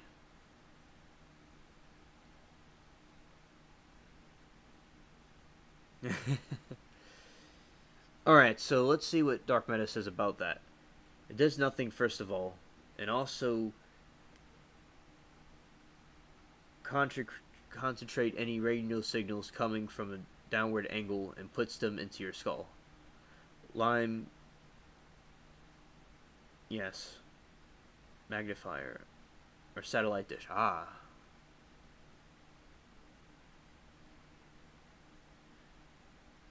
Oh, okay, Dark Meta. Thanks for making that clear. He claimed that the UAP then vanished, only to reappear a few seconds later and 60 miles away, as I just said. And Fravor told the committee that the technology he had his team encountered defies logic, explanation, and the technology that we face is far superior to anything that we had, Fravor claimed, and there's nothing we can do about it. Nothing. And recently on airplanes, people have been seeing fake people. Hey, Rebel. Nice to have you here. Glad to see you. We're just talking about the aliens and about the UFO hearing. So, basically, what happened with the UFO situation is that the people were seeing these things, like we see like a capsule, a white capsule looking thing hovering over the sea. And we see these different situations where it had no exhaust, it had no rudders, it had no wings, and it was just floating there. And how they're hiding all this stuff in these secret bases. And it's just insane what's going on. How taking the points away from this situation with the U.S. congressional hearing that's been going on for decades. It's absolutely insane. And yeah, about the fake people. So there's been these situations on these airplanes where people have saw a fake person, and another person saw a woman, a flight attendant, and she was changing her batteries on her body. And there's all these phenomenons that are appearing everywhere, and like the Mothman sighting recently in Georgia. We've been seeing a lot of sightings that have been going on with these like supernatural occurrences, which in my opinion, the demonic interdimensional world is colliding with our world, and it's becoming more thin. And this is another tradition from the ancient Celtics, the Irish and the Welsh and the Scottish people, which I'm related to them, about Halloween, how the spiritual realm and our realm would get thin, and the creatures would come out into our realm. And that's what's happening now. It's Halloween all the time. Like, you're seeing these videos all over the internet of these airplanes, these seeing fake people and these lights and these things that are occurring all over the world. And what a Rebel sent me, which I'll play at some point, about the voodoo and the lady that saw voodoo and down in the Caribbean. Basically, how they had this dark magic they're doing, the kids and all, and that was happening in there, and that these magic things that they're doing, they're able to access these other realms. So we're living in a Halloween all the time. That's what these, UFO sightings also incur as well. Yeah. He's watching. Yes. Yes, he is. Fake people, and dude realizes it's actually for real one moment. And I don't know, I think the lady on the plane was crazy as fuck. She didn't see normal. And it's possible. That's very possible. And I wonder what that would mean exactly with the fake people. And let's see. I'm gonna react to this. Alright, so this is some news coverage about this situation. Alright. Or used to be known as UFOs, amid growing public interest about potential extraterrestrial life beyond planet Earth. The committee heard testimony from 3 witnesses today. One was a former Navy commander, one was a former Navy pilot. Both of them claim to have seen UAPs, as well as a former intelligence officer who goes... Wow, so that's basically very interesting. And that's them in the actual video of the hearing when it was going on. Those were the 3 people. Thanks, Essie. And Rebel, and along with chat, also all of you, because all of you have provided me information. I'm thankful, the information that you all give me. All right. Further, and he alleged that the government is concealing a, quote, multi-decade crash of a UAP and a retrieval program. Take a listen to more of what this person had to say. If you believe we have crashed craft, stated earlier, do we have the bodies of the pilots who piloted this craft? As I've stated publicly already in my News Nation interview, biologics came with some of these recoveries. Were they, I guess, human or non-human biologics? Non-human, and that was the assessment of people with direct knowledge on the program I talked to that are current. Yeah, these things are not human at all. And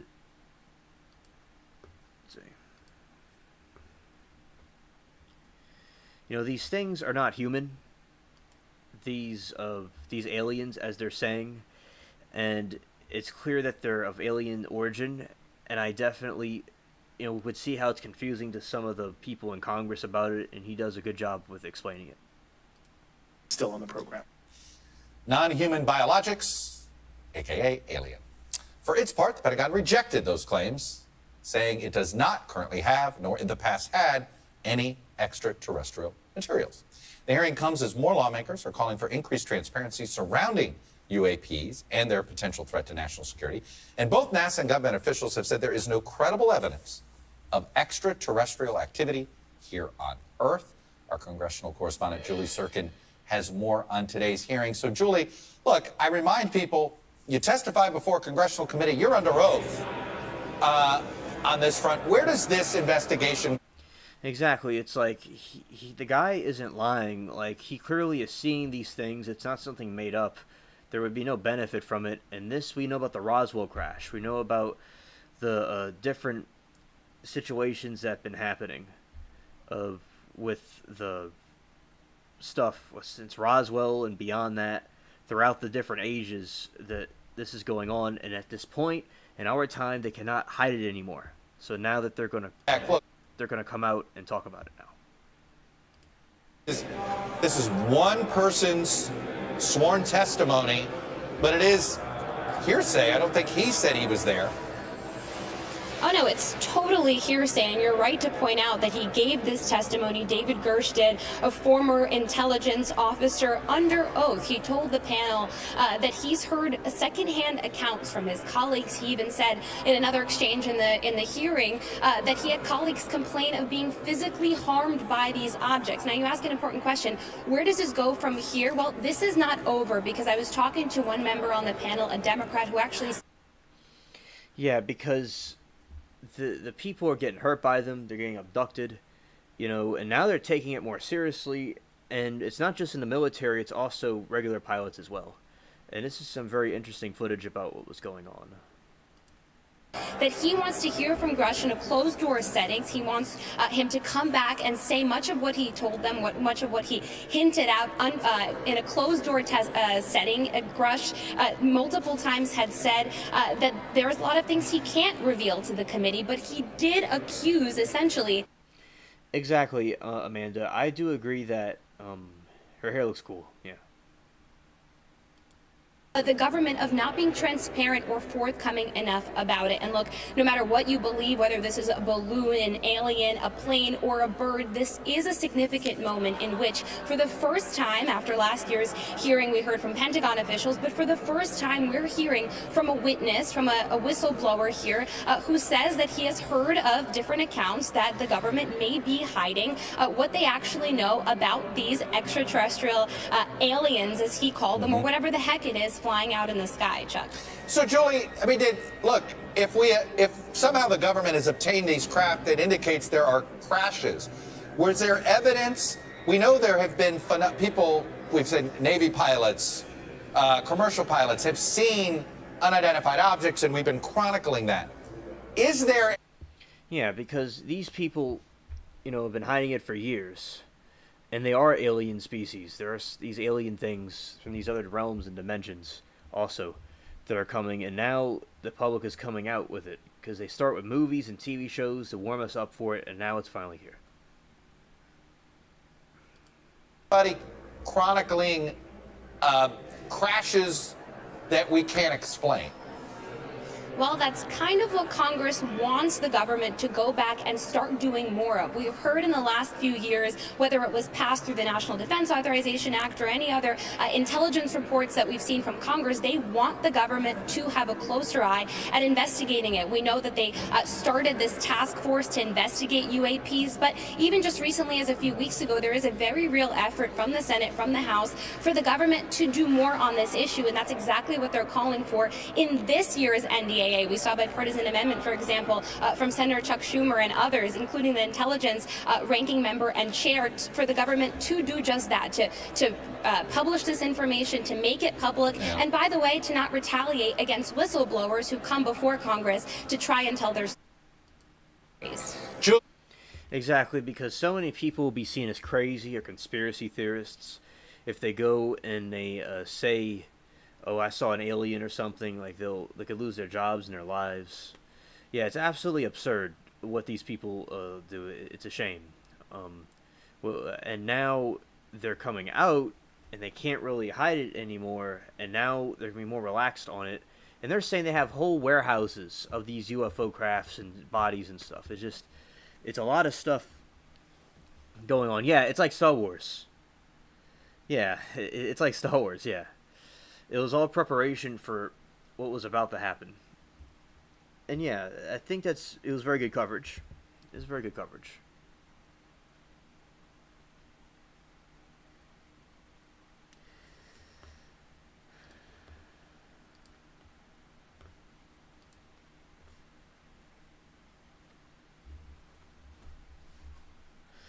Now I'm going to read chat. Yeah, some Dark Meta says some assholes hauling illegal space cargo get shot down because America.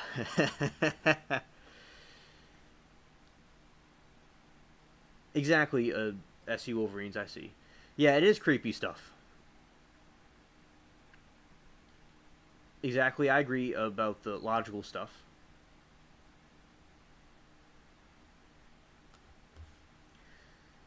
And you know, and I'll talk about Roswell. So yeah, but everybody that's here, I'll talk about it again. there's this big heat wave in the country right now. Everybody needs to drink plenty of water. And y'all know this, but don't leave kids in the car or pets in the car. Be hydrated and stay safe. That's what Latina wanted me to bring up. And I'll bring it up to the people that are here. I brought it up earlier, but I'm going to bring it up again. Yeah, so there we go. We got the got all this stuff going on. And yeah, just stay cool, chat. Even if it's hard, just stay hydrated.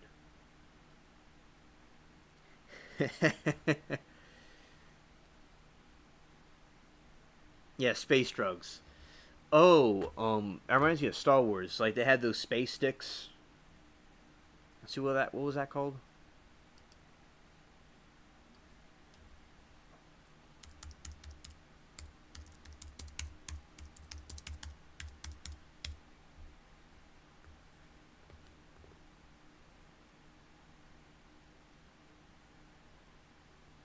Yeah, there is some space drugs from Star Wars, but yeah. So let's go to the Roswell thing.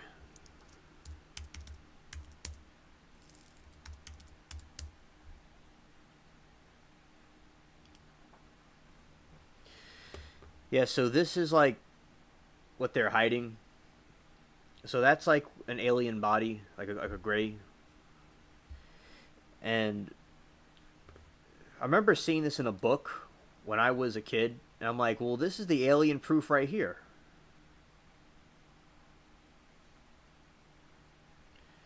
And also, we have these things, and with the Roswell crash. And so basically, the Roswell crash was this incident that occurred where in Roswell, New Mexico, they had a situation where a UFO crashed in the desert, and the U.S. government went and confiscated it. And a lot of our technology comes from this crash, like lasers, the silicon chip, the computer, different things come from studying this crash, including X-rays. And also what happened with Roswell was they're trying to say it was just a balloon, but it really wasn't a balloon. It was an alien like they said it was. It's like a balloon crashes, no one just goes, oh, it's just some alien thing. No, like there was an alien thing and it slipped out when it wasn't supposed to. So with this alien sighting, I remember I was watching a documentary on the channel on Sunday. It was a little documentary about the aliens. And there had this, they were in this cocoon. So the aliens were like in a circle, knocked out in a cocoon. And that's where the technology, apparently, for bulletproof vests come from. And they were all like in a circle. Like, they'll tell you that it didn't happen, then they'll say, oh, in this hypothetical situation, this is what they claim that these conspiracy theorists think what happened.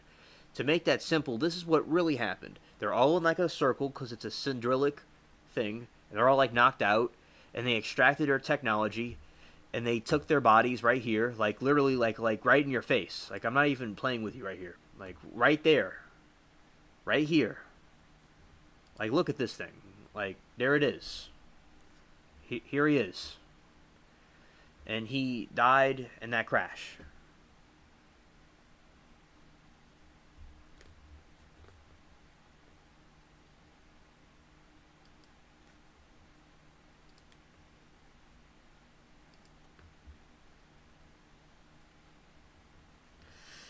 And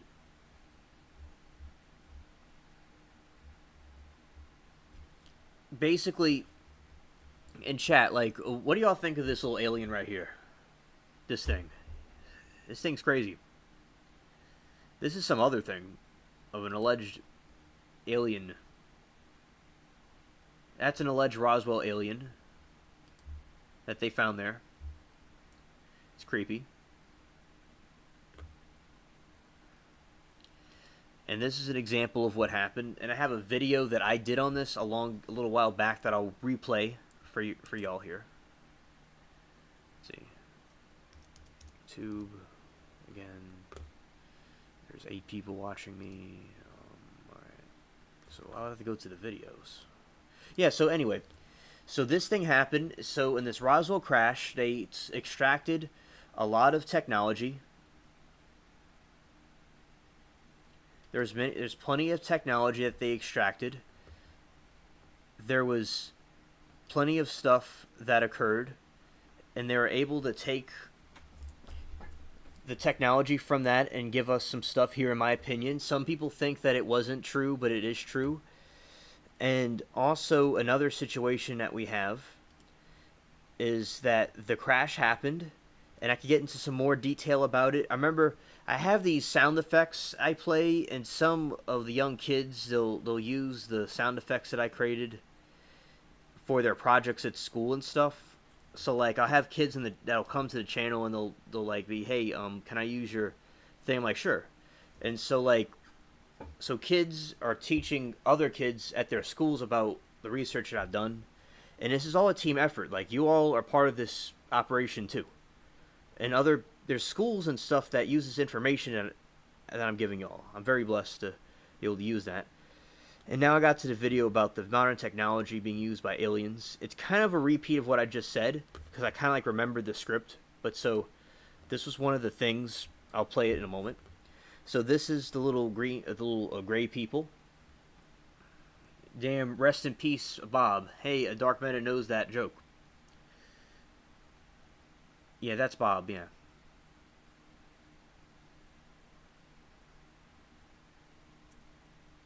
Right.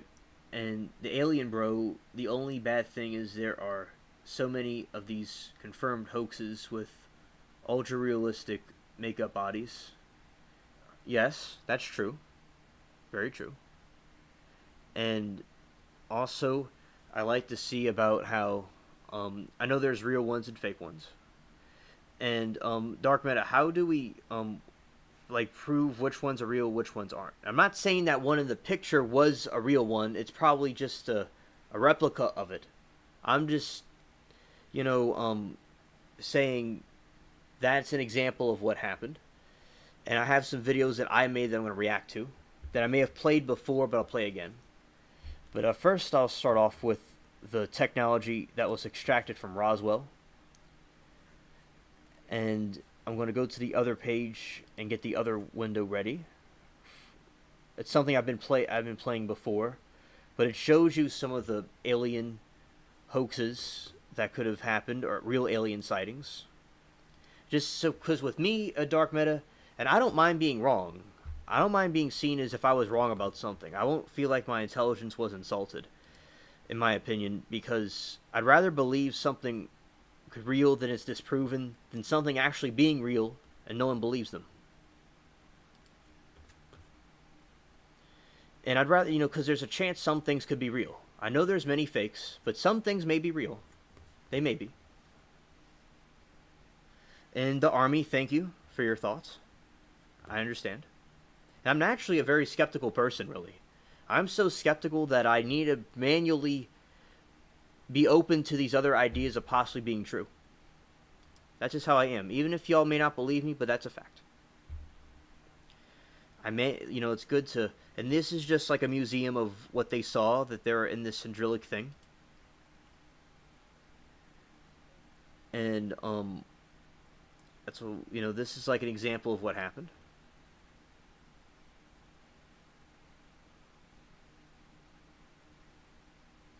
Yeah, SE Wolverines is right. Like, in my opinion, they're from another dimension, and that the line, like Halloween, it borderlines from our realm to the spiritual realm. That's why they put up decorations, and that's why some of our Celtic ancestors wore the masks and dressed as spooks and stuff, because they wanted to blend in with the creatures that were coming in from the other dimensions. Because Halloween, the line between our realm and the other dimension gets thin. Now it's thin all the time, so Halloween, guys, chat, Halloween's going to be on fire. It's going to be crazy. And there's a lot of witchcraft that's done on Halloween. Like Rebel, the video about I'll play it at some point, maybe tonight or another night, maybe tomorrow, that, of the witchcraft, the voodoo stuff. And that they're able to do these things, and Earthquake Kelly is a Christian preacher on YouTube that he went through a voodoo cult when he was a kid, and he talked about the little demons and things he saw. And there's many testimonies about hell. that's another topic also, but it's all about these interdimensional beings. There's also, I'm sure, things from other planets too. That's also possible, but I'm mainly focusing on these interdimensional ones. Thank you, Amanda. Thank you.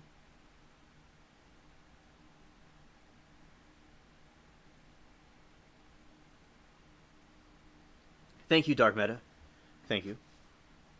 And I'm going to play a video that I played. Thanks, chat. Thank you. Remember my friend when when we were younger, like he was talking about the Planet 10 and all these different things, and no one believed him, and I decided to be his friend and believe him. And a lot of the stuff came out as true. Yeah, that's Planet 10. And now they're saying Planet 10's real.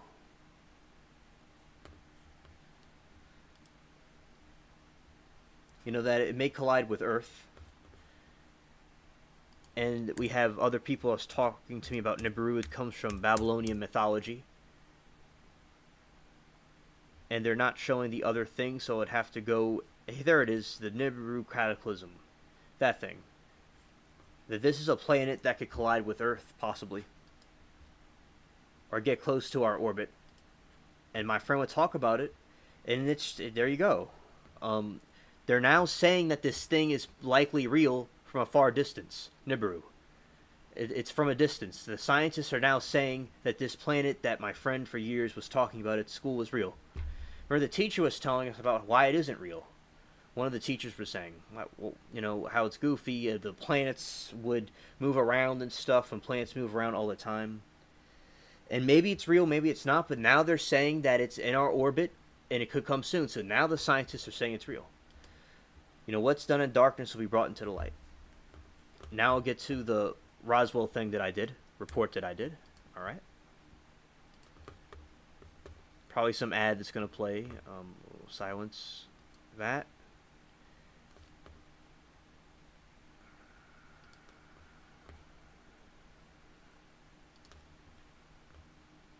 Thanks. I have some new...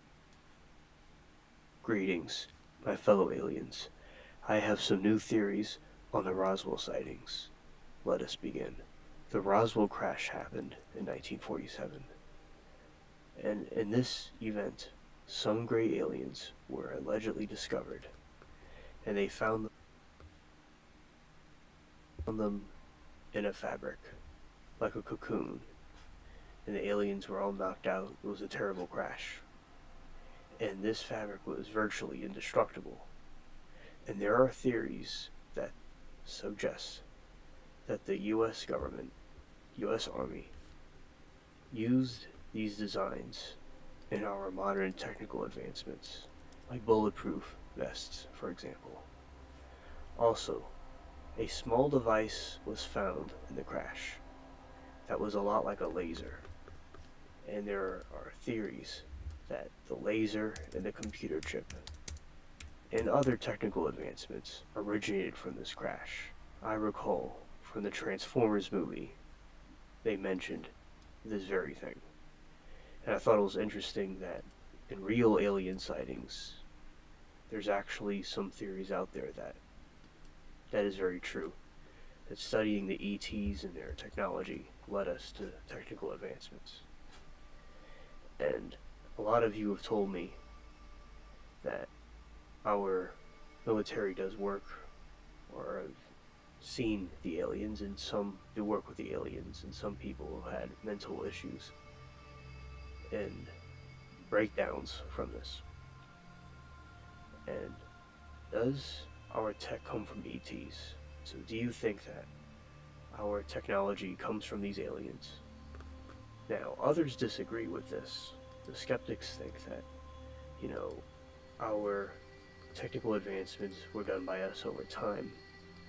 And they're also saying how infrared, night vision, that comes from the aliens too, from studying their stuff. And somebody was saying about how, you know, if they got the technology from the aliens, they didn't advance it any further from when they found them on the wreckage. And that a lot of people think this is rubbish. But I think this is something to look into, because we can see that many theories are actually true. And I think there are more to these aliens in this whole situation than meets the eye. And do you think that our technology comes from them? Or do you think that this is a nonsense theories, that this is just science fiction? Let me know below. Thank you for watching. Alright, I'm going to review this thing that Meta wants me to review. I have the thing right here. I'm about to put it in the screen about Planet 10. I'll put the link in the chat. Alright. And then I'll play the video that I did about it.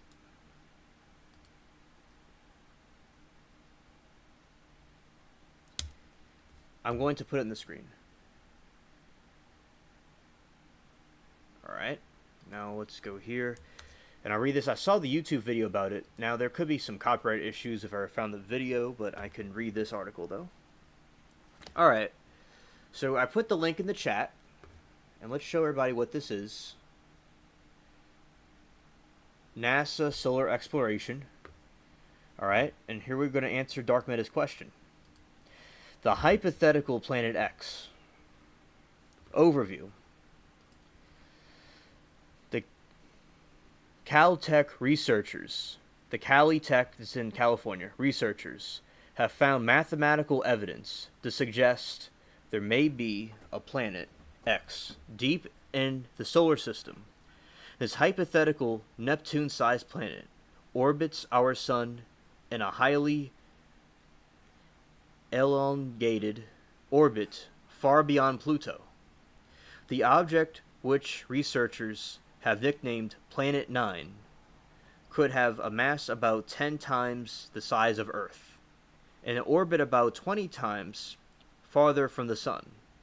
An average than Neptune, it may take between 10,000 and 20,000 Earth years to make a full orbit around the Sun.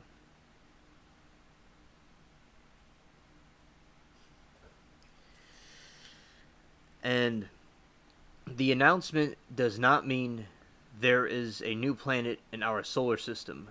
The existence of this distant world is only theoretical at this point.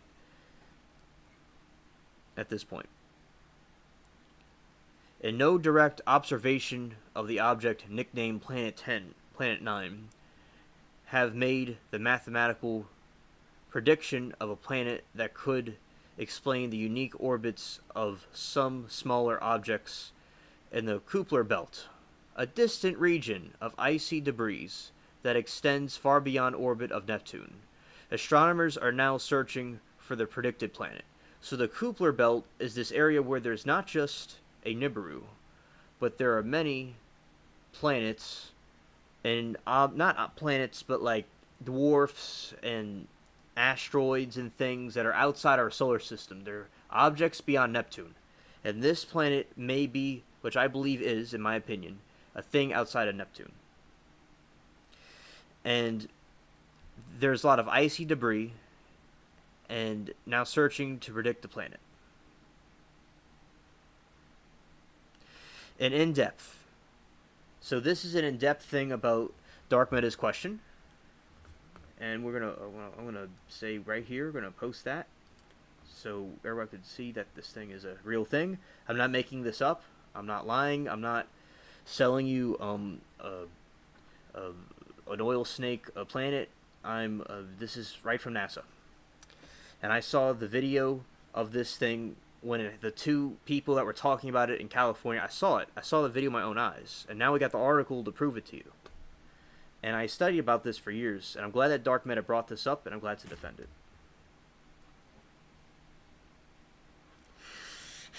it. Shout out to Dark Meta. And now, during Dark Meta, be careful now. I'll get to why that's a little bit complicated in a moment. Be careful now. You can do it. You can be able to see it. You can see it. Okay, you can see the planet, but it's very tricky. It's a very tricky planet. That's the thing. It has, and these two dudes were saying, these nerds were saying, it has an eccentric orbit, and I believe that I've seen it before, and then it like disappears and it comes back. But yes, Planet Dark Matter. Yeah. In January 2015, Caltech astronomers, they're astronomers. Astronomy is a science, in my opinion. Chat can prove me wrong if I was in error. Constantine Baddington, and Mike Brown. So there's Mike Brown and Constantine Battyoung announced new research that provides evidence of a giant planet tracing an unusual, elongated orbit in the outer solar system. The prediction is based on the detailed mathematical modeling and computer simulations, not direct observation, because it's a thing that's a little bit tricky to see. This large object could explain the unique orbits of at least 5 smaller objects discovered in a distant Kuiper belt. So they're watching a Kuiper belt, and there's this something that's causing them to move around.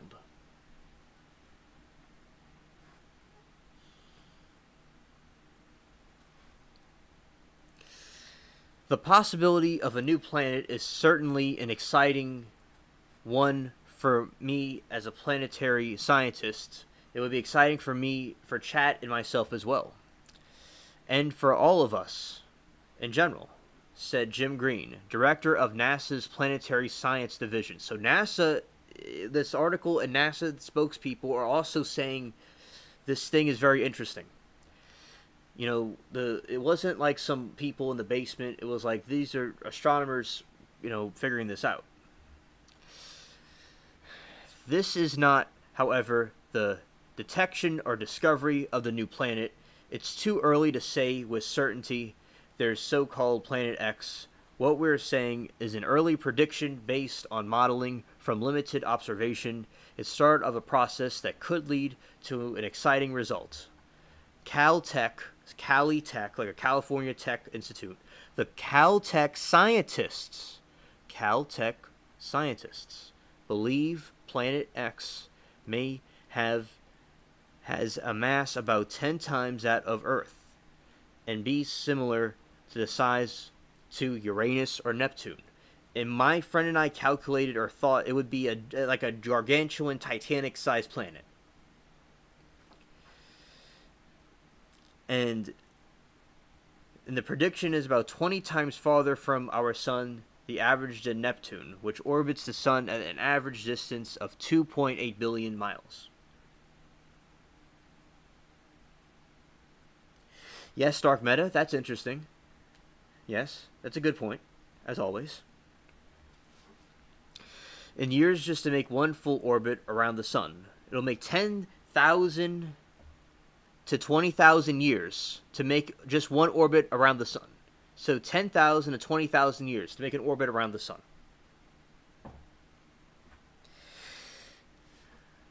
Where Neptune completes an orbit roughly every 165 years. So Neptune goes around 165 years.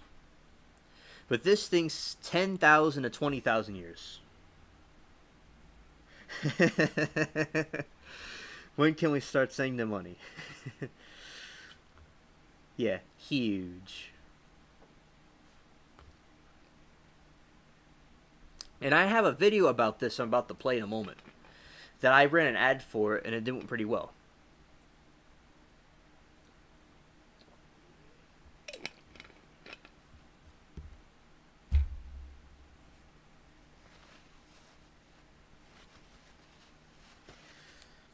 Ava, well, hello to Ava. Nice, glad that she's enjoying it. That's good. Youngest fan. Shout out to her. And Battyoung and Brown nicknamed their project Planet 9, but the actual naming rights of an object go to the person who actually discovers it. The name used during the previous hunts for long suspected giant undiscovered object beyond Neptune is Planet X. Yeah, so when was this discovered? Planet X has not been discovered. and there is a debate on the scientific community about whether it exists. Like what Meta was saying, he was naturally not sure. The prediction of January 20th issues the astronomical journal is based on mathematical modeling.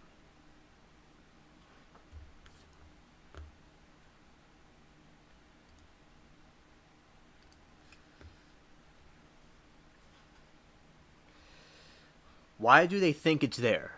Astronomers studying the Kuiper belt, I'm probably pronouncing that wrong, but let's see, I think the computer can pronounce it for us. I get it to talk. See if I did that right.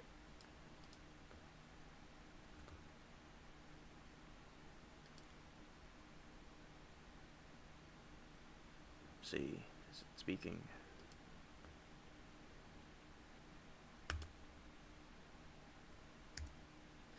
Usually speaks, but it's not speaking. I don't know if it's because it's on the stream. Let's try that again.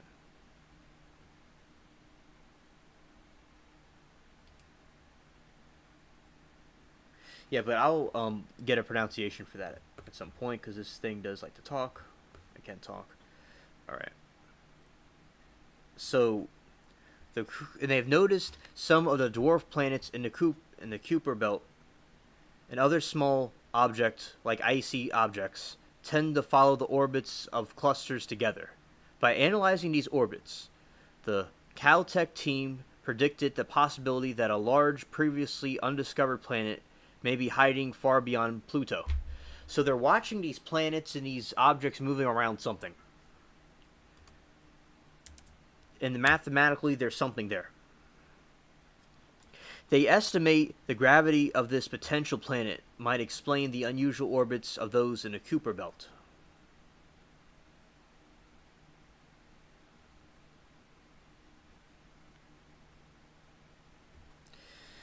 What's next? Astronomers, including Beijing and Brown, will begin using the world's most powerful telescope to search for the object and its predicted orbit.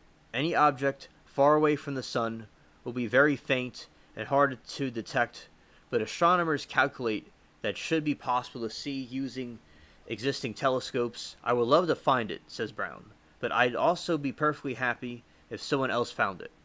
That is why we're pushing this paper. We hope that other people are going to get inspired and start searching. Anytime we have an interesting idea like this, we always apply Carl Sagan's rules for critical thinking, which include independent confirmation of the facts, looking for alternate explanations, and encourage scientific debate, said Green. If Planet X is out there, we'll find it together, or we'll all determine an alternative explanation for the data received so far. Now let's go exploring.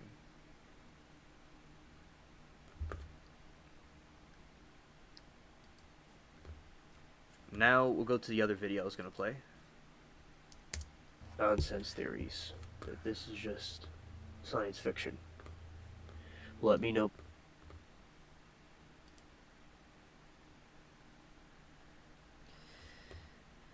This got 6,000 clicks. And I remember when this was going on, and a lot of the people that were chilling with us, people like our people all over YouTube were giving their thoughts about it. I had a lot of interesting comments about it. Alright, so this is, I did a full, like, crash course history about this thing. Let's see what I could bring over here. Yeah, that'll be good. So, we see Saturn, Uranus, Neptune, and the wide thing you see is Planet 9.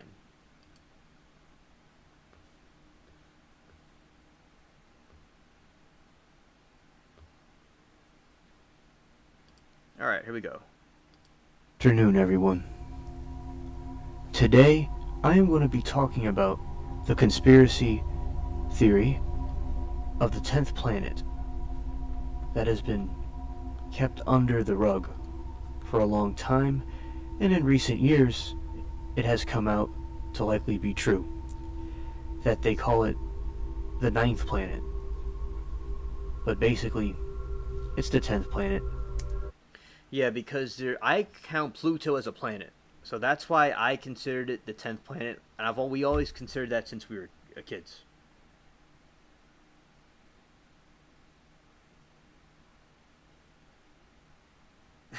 That sounds funny.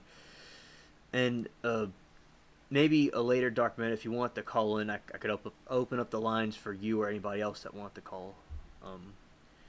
But I'll continue with this, and I summarize everything that was going on with this. Because I consider Pluto the 10th planet. And it's called Planet X. Yeah, because Pluto is the 9th planet, and Nibiru is the 10th planet. Which means it's an undetected planet, and it's 10X. And also, it's called Nibiru. And Nibiru comes from Babylonian astronomy. I have learned about Babylonian astronomy recently. And it translates into our language as the point of transition or crossing. And, on rivers that would cross, on ferry boats and things. And also, it orbits our planet. But it has a very eccentric orbit because it may have been kicked out of our solar system at some point in the beginning when God was creating the earth and the heavens and whatnot in our realm. Or it was part of another solar system and it got sucked into ours on the outskirts. Because what I'm referring to are these things, I'm calling them things, but these objects rather, that exist outside, right outside of our solar system, and they're objects beyond Neptune. And there are many different people that were trying to discover them because they could only theorize it because technically they saw the objects out there. And there are many different objects, like tiny dwarf planets, comets. Yeah, this is Sedina, and she has that. So we're like in the center of that tiny circle to the left of the screen at the top, and that's Sedina. So these are just things outside of Neptune's orbit. So these are the other objects that are there. There's other objects like right outside our solar system that take a long time to orbit the sun. And things like that. But also there is a theory that there was Planet 10. And some people think they hid Planet 10 and told the people that discovered it wasn't there because they didn't want a civil unrest. Because if it orbits Earth and people see two suns, it would cause a panic. But at some point they couldn't hide it anymore, so around 2016, and a little bit before that, I remember, in 2015, they came out and said there's something there. And I'm going to discuss, briefly, some more of the history of its discovery. And I talked about the French man that discovered it, and then later on, I'm going to talk about some more people in America that had something to do with it. During the discovery of Neptune in 1846, there was speculation that there was other planets beyond Neptune. And basically, I want to clarify that I think Pluto is the 9th planet and Nibiru is the 10th planet. Lowell was an astronomer, and he is the one that strongly theorized that there was another planet. At the time they thought it was a 9th planet. It just depends if you consider Pluto a planet or not. Because a lot of people think it's a dwarf planet. And he was a businessman, an author, and a mathematician also. And before he could be absolutely certain in his observatory that there was something there. He passed away under the stress of his wife and him splitting up. And that's why you have to take care of your health and not stress out too much. And I guess that caused him to have a bad day. And he also theorized about Pluto. And he set the foundation of finding Pluto, because 14 years after his death, they found Pluto. And he also was the one that theorized about Nibiru also. His findings were started in 1906 to find Nibiru. And there are other theories in the 1800s. Yeah, so this guy Noel, he was finding Pluto and different planets, and he came across Nibiru, and then like he died. So like when they were coming up with finding the planets like Pluto, Neptune, Uranus, you know, and Mars, they were finding right when they're gonna find Planet 10. The dude died because he was having problems with his wife. And then what happened next was this man just like that dude after him. I think the dude that discovered Pluto. Yeah, they were trying to find it, but they couldn't really find it. And those scientists from California were saying it has a very eccentric orbit, so it's difficult to find it. It's difficult to say it's here or there because it kind of goes all over the place. It's very eccentric, and it takes a long time to orbit around. About this planet. And that's basically the backstory about it.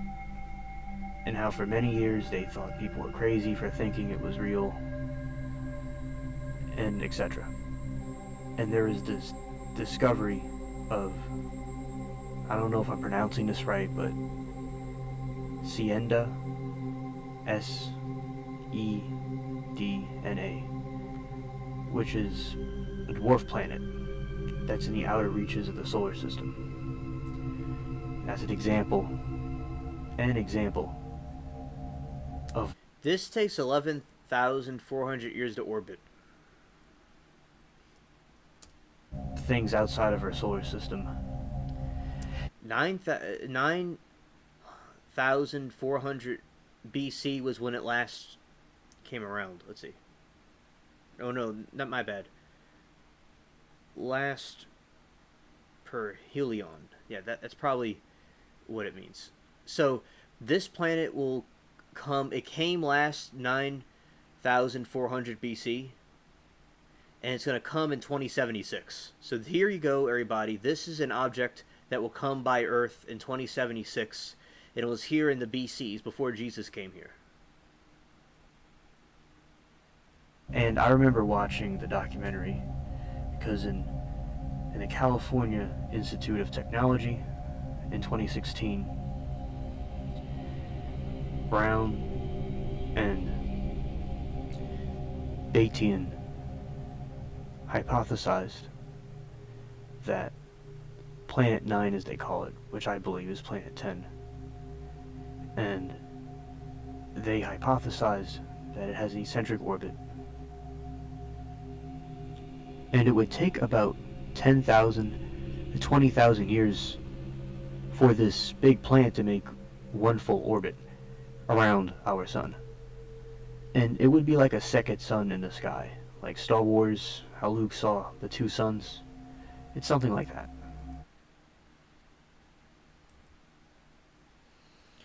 So the red ring you see is Nibiru, its orbit.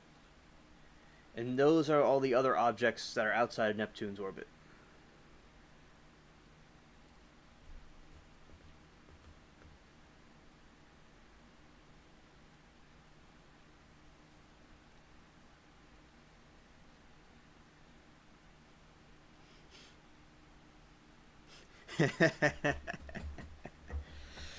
Exactly, Dark Meta. Oh, Dark Meta. I got you.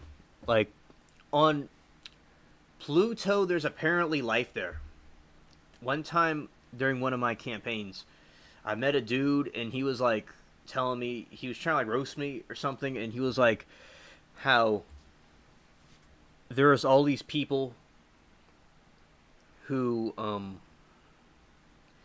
that live on Pluto, and they're gonna come see me one day, and I'll feel stupid when I see that they weren't bad. I'm like, all right, I understand there could be people on other planets. I was talking about the Greys and the lizards, and he said that's right. Those ones are bad, interdimensional, but on Pluto there's apparently people there. See if I can pull up some pictures of the alleged pictures of that.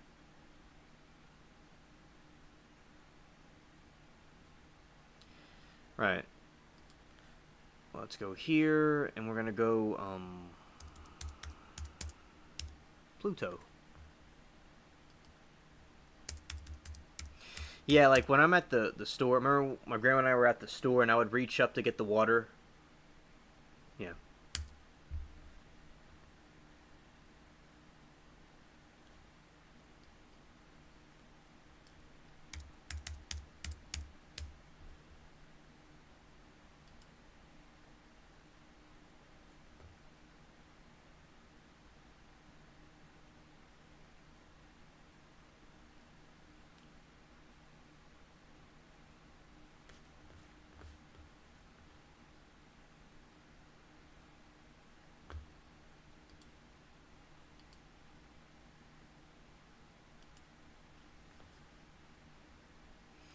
Yeah, and the aliens are gonna ask of.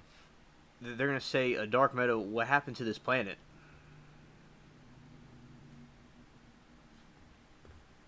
Now, I saw this before. Let's see, Pluto.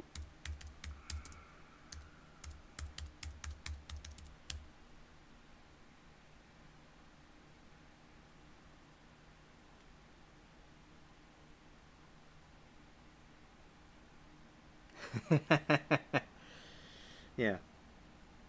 Yeah, the height, the height thing, it comes from the Nephilims.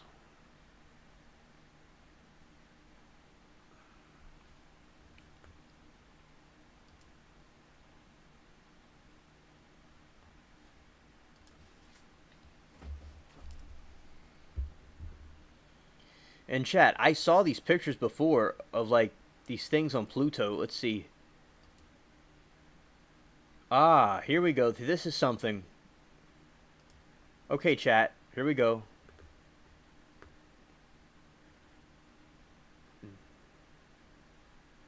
Because a subscriber told me about this, and he was getting really worked up and miles away. Shocked scientific community. So there is a snail on Mars. I mean, on Pluto.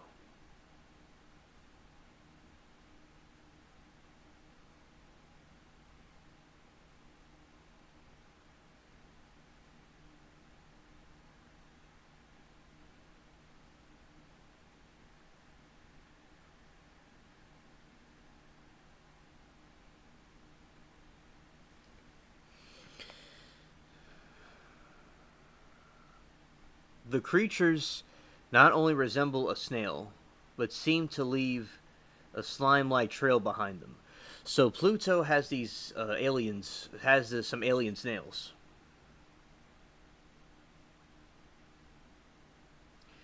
That's interesting. And they're on there. So that's what the guy was talking about.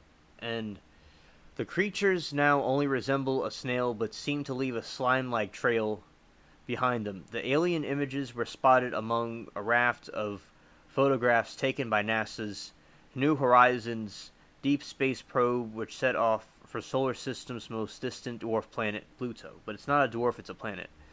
So I wonder if we brought the snail back to Earth, what it would think of it. It probably would be where it is. Imagine like going to Pluto. You get away from here for a little while.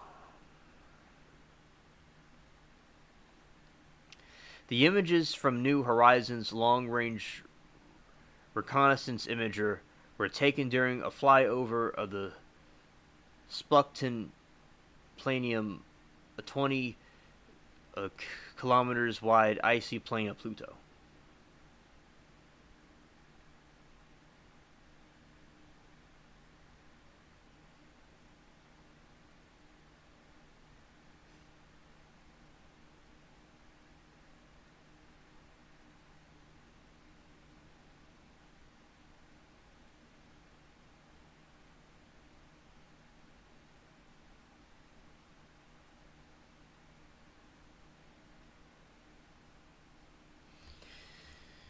Periodically, the snails set the internet aligned with claims and counterclaims of the alien life.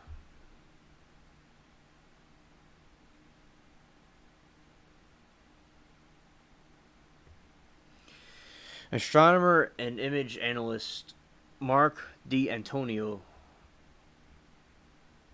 said, "New horizons have shown us visitas of Pluto and we have never seen before.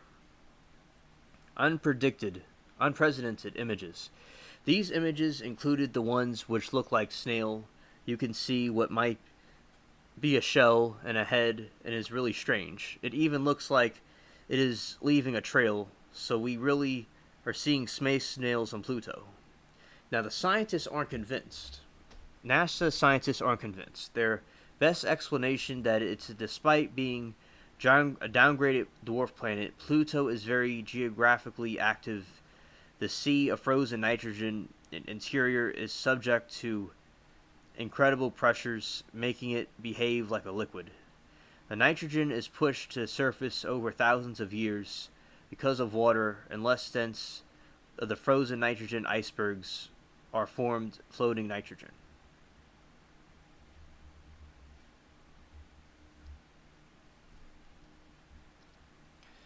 NASA says the snail is basically a dirty block of water ice being pulled through the denser solid nitrogen by currents called density differences. William McConine, deputy led by the New Horizon Geology, Geophysics, and imaging team, said, "This part of Pluto is acting like a lava lamp. If you can imagine, lava lamp as wide as even deeper than that."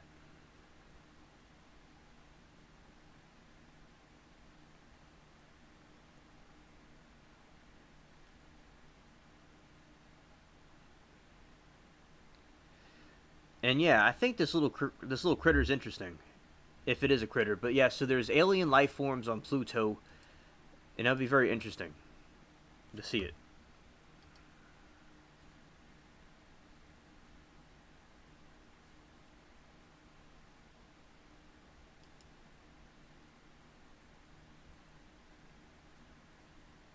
Yeah, the space snails are chilling on Pluto.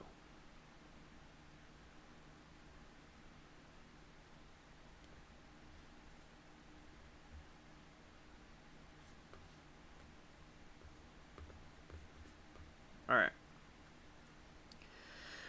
So, basically, what was going on with that is the Planet Nine, and I've talked about that, and talked about the Pluto thing, and we're talking about the heights and stuff in the chat. Yeah, I understand the different things are interesting, very good topics.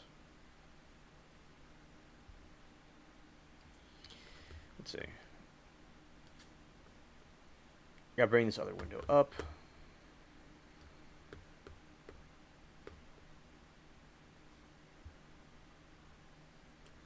Okay.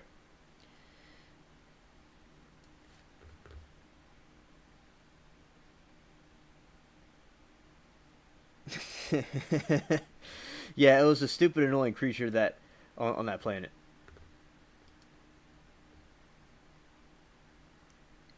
Let's see. What was the topics? Yeah, the legends. Alright, so something that I like to talk about is some of these legends. I like talking about from a little bit different from the medieval times. So, I think the medieval times are very interesting, and there is some alien sightings that happened in the medieval times. And there is this, in the medieval times, there is this story of King Arthur. He was a Welsh knight, a Welsh king, before it became Britain. And it's based on a real person, but it's a legend. In the legend, the historians cannot confirm if King Arthur's existence, through some speculate that he was a real warrior who led British armies against the Saxon invaders in the 6th century. So when our Anglo-Saxon ancestors were coming to our other British ancestors, they were so he led the war against the invasion.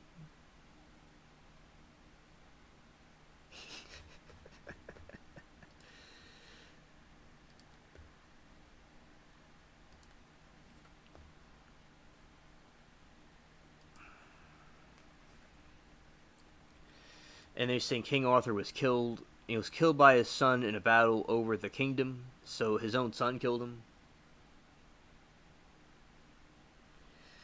And also with the King Arthur, there was this knight called the Green Knight. And I remember in the British literature, I used to study about it.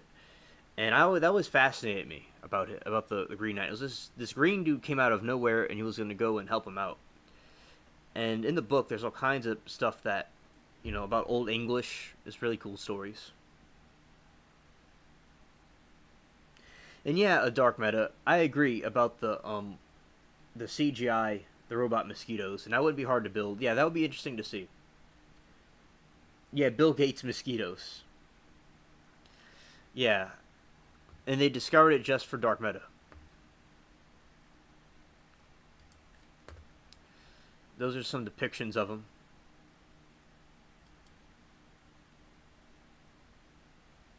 I'm part Welsh a little bit. And let's see, the Green Knight.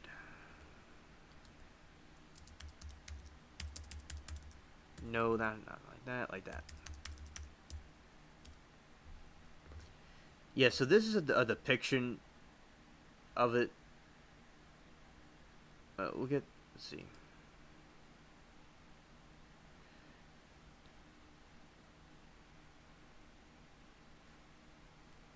I think it could be, we see this better on another page. Let's see. Yeah, Sir Gawain the Green Knight. That was pretty cool.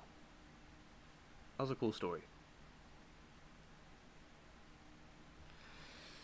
So it was in the late 14th century, in the Romance and medieval English. The author is unknown, and the title was given to centuries later. Is one of the best known Arthurian stories, like King Arthur and the Round Table with the knights.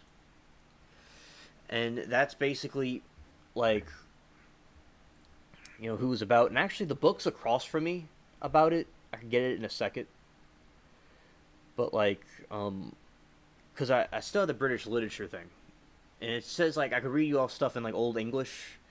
And it sounds weird from how we talk. It's very weird. It draws from Welsh, Irish, and English stories.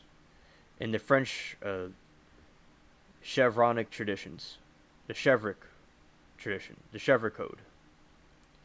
It's a conduct in Europe. And the Christian institution. When these Christian organizations were instituted in Europe, Europe was a better place. The world was just better. And I'm trying to get the picture of them. I could put it on the screen, and let's see. So this is some depiction of him, the Green Knight. Yeah, he was chilling. He was for King Arthur. He was his bodyguard. Yeah, I'm about to show that in a minute. The Old English. And Michael Parcher's painting of a green devil was St. Augustine in 1475. Poetic counterparies such as Chaucer also made accusations between the color green and the devil, causing scholars to make similar associations with the Green Knight.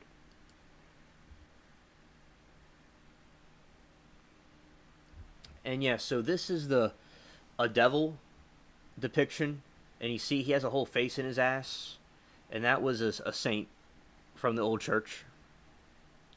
And this creature is interdimensional, and see how it resembles things we see now with politics, like the trans individuals and stuff.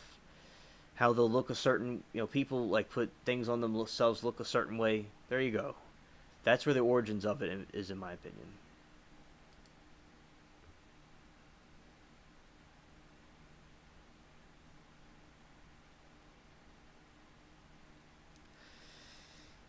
And let's see, it's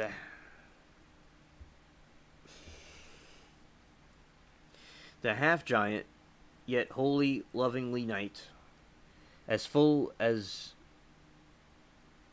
dominiac energy of old Karamazov, yet his own house is jolly and Dickens' Christmas host, exhibiting fiercely gleeful that is almost genuine, and now genuinely so outrageous that it boards the fiercest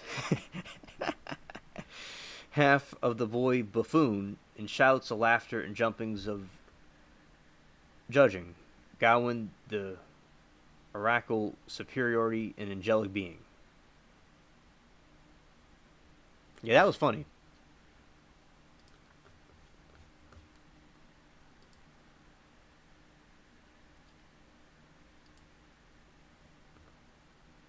Is this website still there, or is it have problems?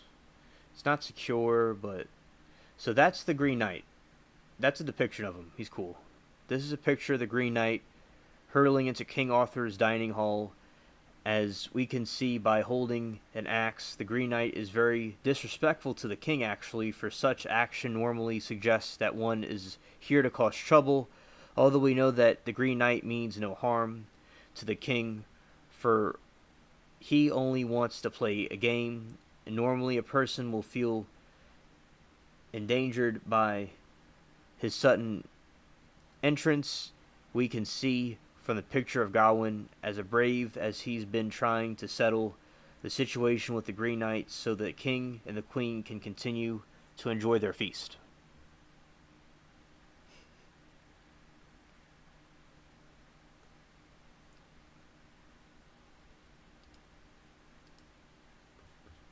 Yeah, so that's the Green Knight. He's chilling. I love these old depictions of him. Dude just barges in like it's his house.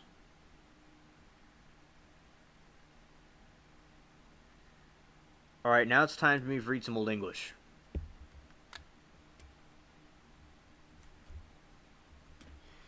going to reach across the table real quick. Ow.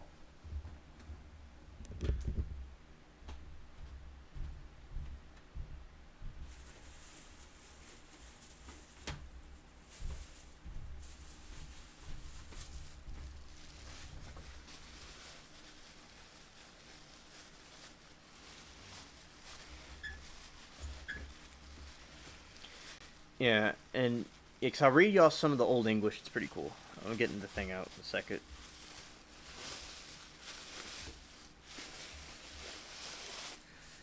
Yeah, this is the British literature book I used to read at school.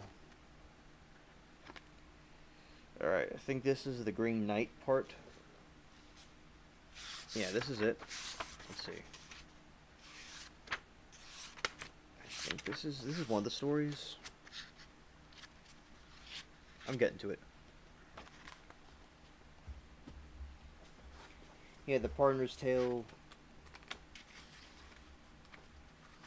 Yeah, Sir Island the Green Knight. Alright, here we go. I like reading these different things. Alright, here we go.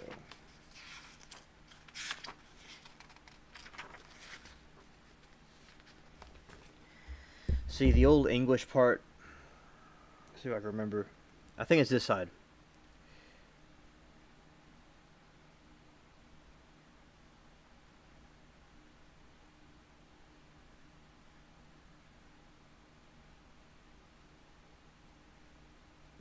Alright, so he is in drink. Okay. I'm gonna read both sides. Let's see. If I'd wanted to come in finery fixed up for fighting, I have back at home both helmet and hauberk, a shield and a sharp spear, and shines like fire, and other weapons that I know pretty well how to use. But since I don't come here for battle, my clothes are mere cloth, Now, if you are truly as bold as the people all say, you will grant me gladly to little game that I ask as my right. And this is like, you have one side is regular and one side that's the Old English, and I'm reading both sides. I could have come in a fine, so like translates it into our English. I could have come in finery fixed up for fighting. Back home I have both helmet and armor, a shield and sharp spear that shines like fire, and other weapons that I know pretty well how to use. But since I don't come here for battle, my clothes are mere cloth. Now if you are truly as bold as people say, you'll grant me gladly to game that I ask as my right.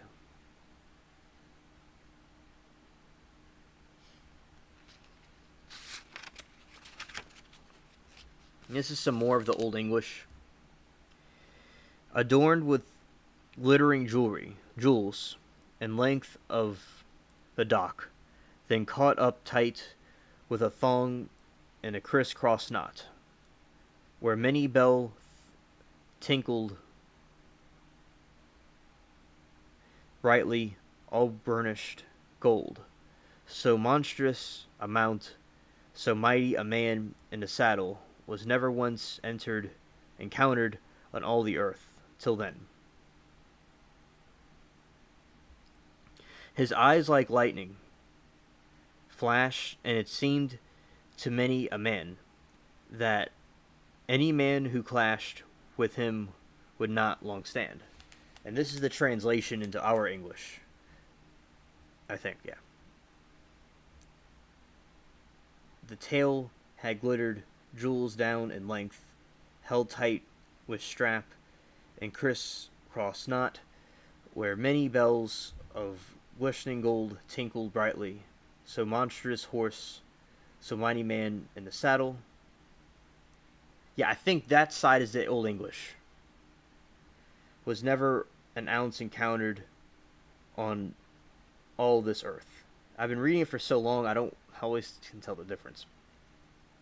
See, his eyes like lightning flashed. It seemed to many a man, any man who clashed with him would not long stand.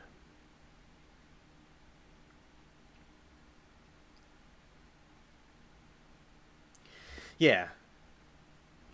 This is how they used to talk back in the that's how the English we used to talk back then.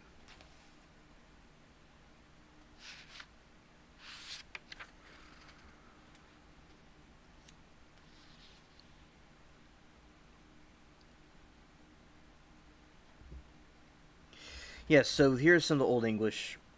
Splendid the knight errant stood in splay of green, and green too was the mane of his mighty destrier.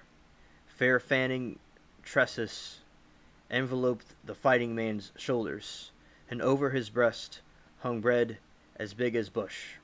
The beard and the huge mane burgeoning forth from his head were clipped off the clean and straight line over his elbows, and the upper half of each arm was hidden underneath as it covered by a king chaperon. Close round neck, the main marvelous horse was much the same, well crisped and combed and carefully pracked with knots, threads of gold interwoven with glorious green, now thread of hair, now another thread of gold. The tail of the horse and the forelock were tricked the same way they both were bound upon the band of brilliant green. Right, and then the other version is this. That wandering knight stood spittily in green space, and mane of his mighty horse was green too. Light thick hair covered the frightening man's shoulders, and a beard as big as the bush hung over his breast. The beard, huge mane sprouting forth from his head, were clipped off clean, straight line from his eyebrows. The upper half of each arm was hidden underneath, as it covered by the king's hood and close route to the neck. The mane of the marvelous horse was much the same, well cut, combed, and carefully tied with bows. Threads of gold were woven from glorious green. Here a thread of hair, another thread of gold. Here's the horse and top of his mane were trimmed the same way, and both were tied with band of brilliant green.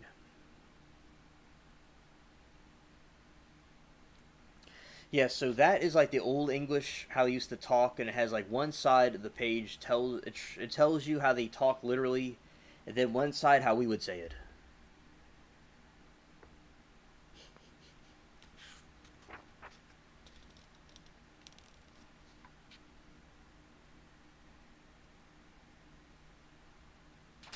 So, in our way of speaking, we would say the King Arthur stared down at the stranger before the high platform. And the old English people would say, King Arthur stared down the stranger before the high das. Yeah, King Arthur stared down the stranger before the high das. We now would say, King Arthur stared down the stranger before the high platform. So that's the different ways the Old English talked. In Old English they say, and greeted him nobly, for nothing on earth frightened him. And greeted him nobly, for nothing on earth frightened him. Some of the stuff we say the same things we said back then.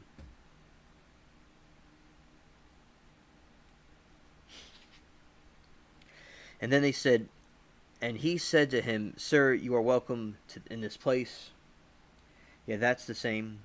I am the head of this court.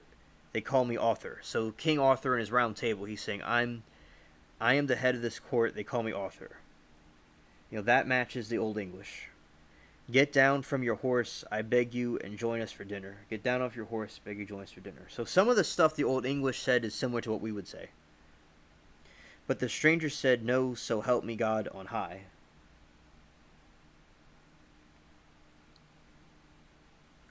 And my errands is hardly to sit at my ease in your castle. We would say, my errand is hardly to sit ease in your castle. Same thing.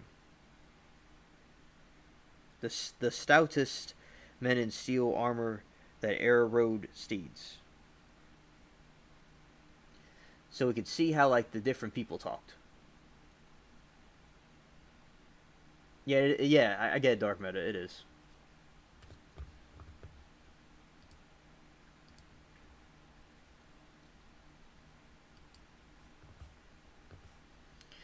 Right, so, let's see. So, another page.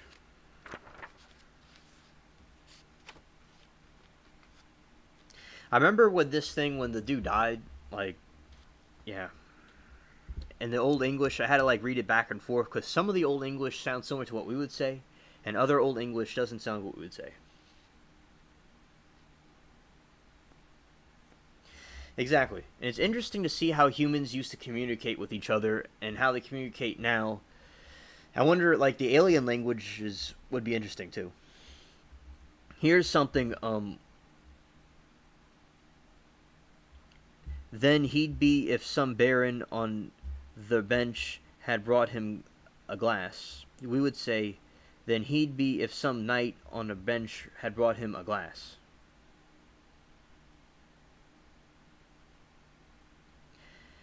So, yeah, then he'd be in some baron on a bench had brought him glass of wine. We would say, then he'd be if some knight on the bench had brought him a glass of wine. Yeah, it says, then Gawain at Guinevere's side made to the king sign.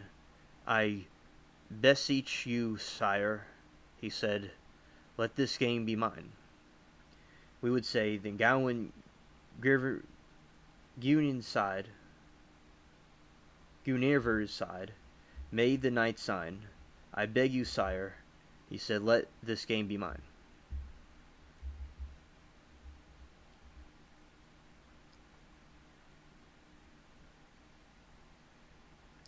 Exactly. When I was in Spanish class in high school, they told us that there's a lot of slang in Spanish, and it's hard to understand.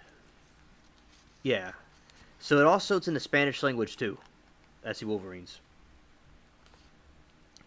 Now, if you, my worthy lord, said Gawain to the king, would command me to step from Das and stand with you there, we would say, please, my worthy lord, said Gawain to the king, command me to step from the platform and stand with you there. And said Gawain the king would command me to step from the Das and stand with you there. Command me to step from this platform. So a Das was a platform. DAIS.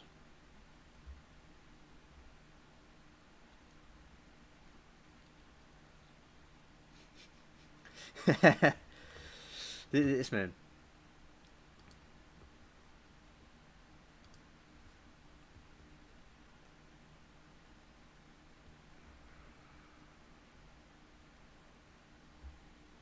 Yes. That I might, without a bad manners, move down from my place. Yes. And no men under heaven, I am sure, are more hardy and will are better in body in fields where battle is fought.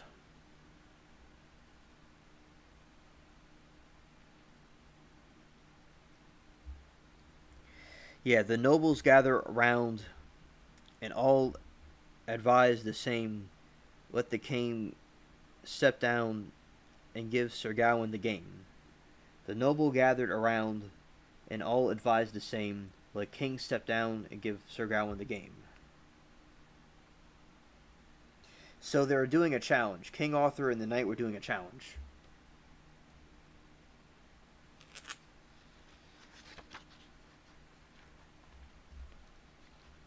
As long as he keeps it looped around him, no man under heaven can hurt him, whoever may try.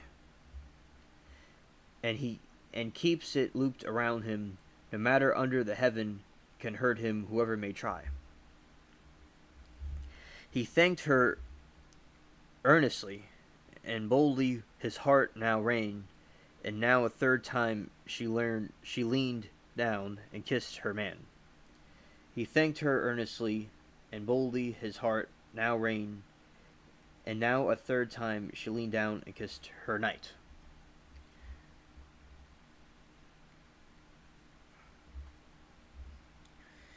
Quickly then the man in the green made ready, grabbed up his keen ground axe to strike Sir Gawain.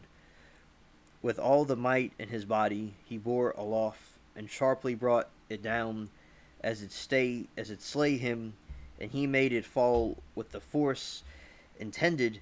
He would have stretched out the strongest man on earth. The man in green quickly made a ready, and grabbed his keenly sharpened axe, and strike Sir Gawain with the might his body held up, and sharply brought it down, as it slay him. If he had made a fall with the force intended, he would have killed the strongest man on earth. So they're dueling a battle of worthiness. That's what he wants to do. They challenge each other. And basically, Sarah, shout out to Sarah, she wanted to, she brought the medieval stuff up, and I like medieval stuff. I like these legends and things. So I brought this up to you all. Something interesting we can learn.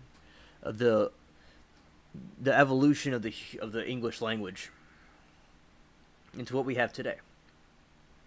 Yeah, you're right, Dark Meta. YouTube has woke icons. And I agree, yeah. And Dark Meta, I do agree with your analogy about how times have changed and people are now clowns.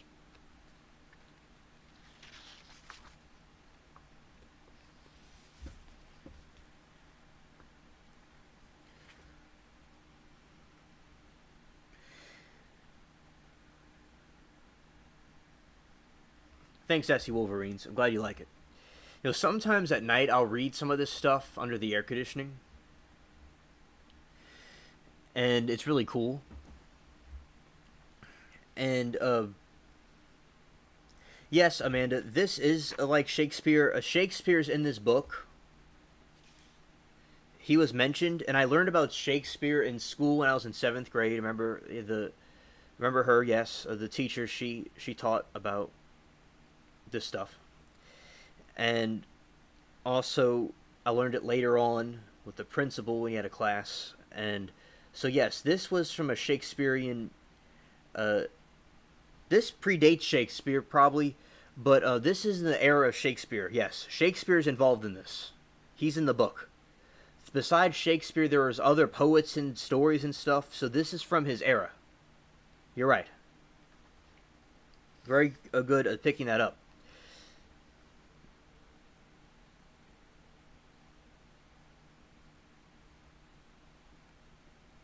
I know a dark meta.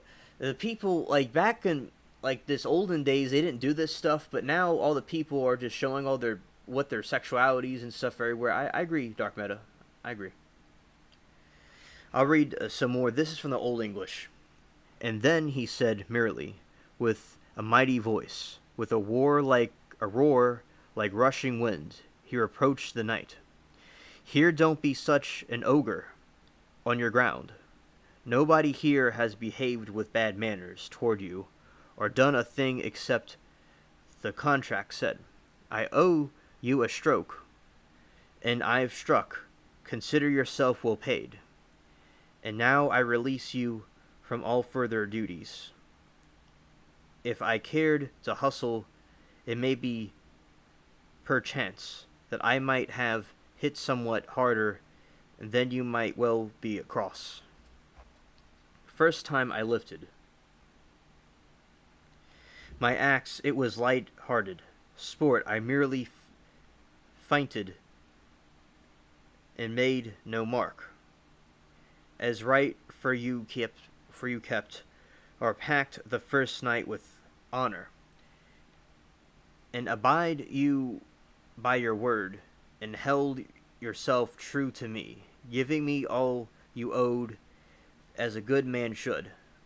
I feinted a second time, friend, for the morning. You kissed my pretty wife twice and returned me the kisses.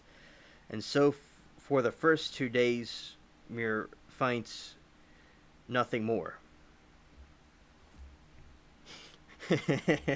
Yeah, I owe you a stroke. And now we're going to translate what that means, because the Old English, it's hard for us to understand it in our modern age, but they translated it into our modern English for us to understand.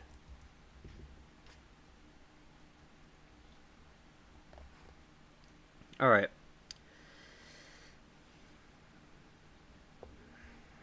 And then he spoke merrily, with mighty voice, and roared like rushing wind, scolding the night. Here don't be so beastly about it. Nobody here has behaved with bad manners toward you, or done thing except the contract said. I owed you a stroke, and I've struck. I don't know what that means exactly, either, chat. Consider yourself well paid, and now I release you from all further duties. If I'd put more into it, I might just have hit somewhat harder than you might well be cross. The first time I lifted my axe, it was light-hearted sport. I merely bluffed and made no mark, as was right, for you honorably kept our pact first night, and kept your word held to me, giving me all you owed as a good man should. I bluffed a second time, friend, for the morning. You kissed my pretty wife twice, and returned me kisses. And for the first 2 days, more bluffs, nothing more.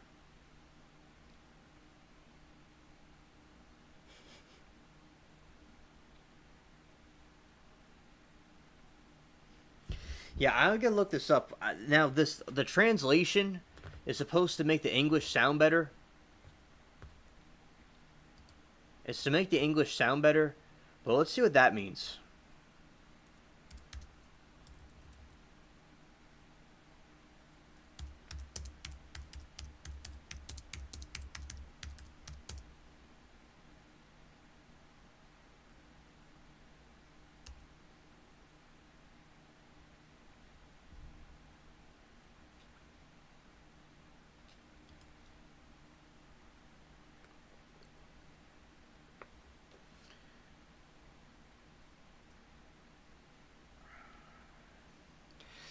To move. So what does it mean to stroke someone? Wait a minute. I don't know if that's what it means. Let's see. Let's go to stroke medieval time.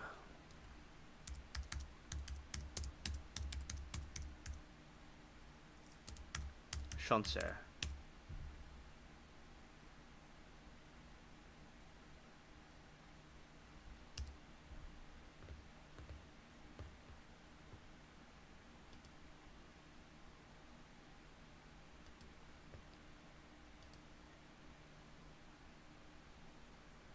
Okay, chat.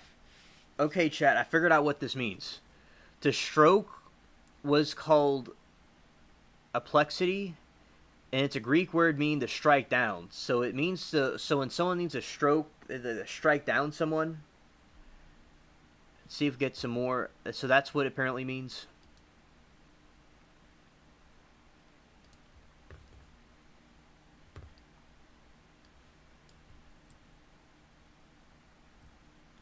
We aren't on Chancer next online. I mean, Sarah, we're not on the Chancer yet. I'm talking about the Green Knight.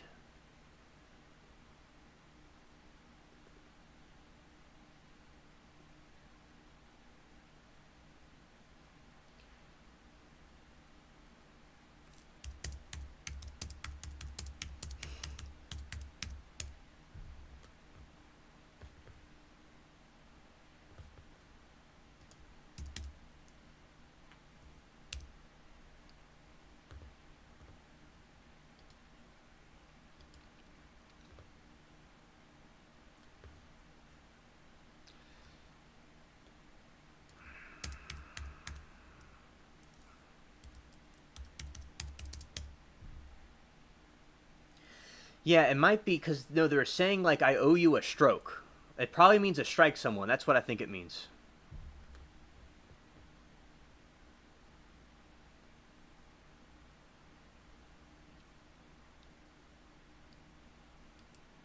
Yeah, it probably means to strike someone.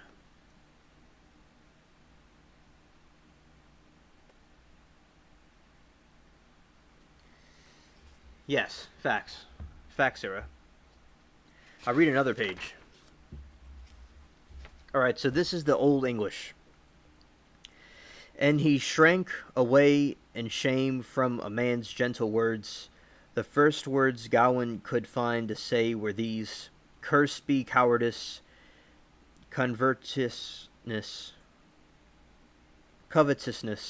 both villainy and vice that destroys all virtue.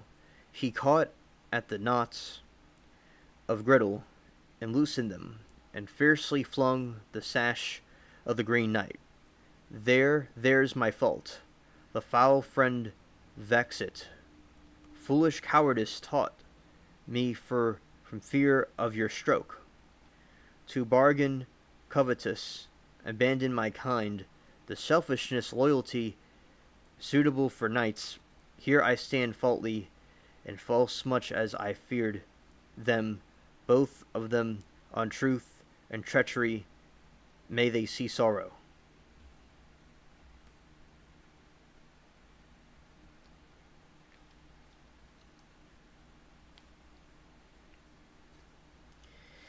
And our modern translation of this is, and he shrank away in shame from a man's gentle words.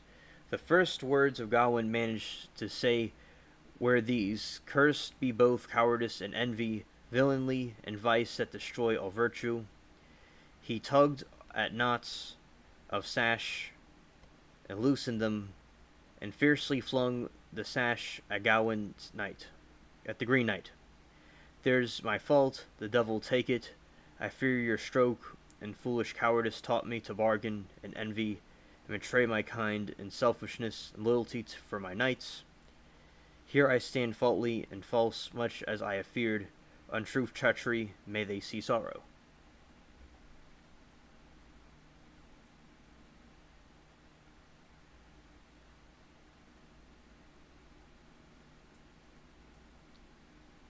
I agree, SC Wolverines. I agree.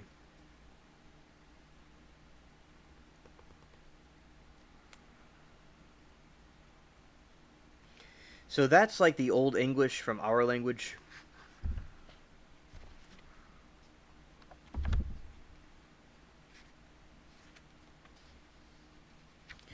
I remember there's John Donne, and there's Anne Dunn become undone. I remember that.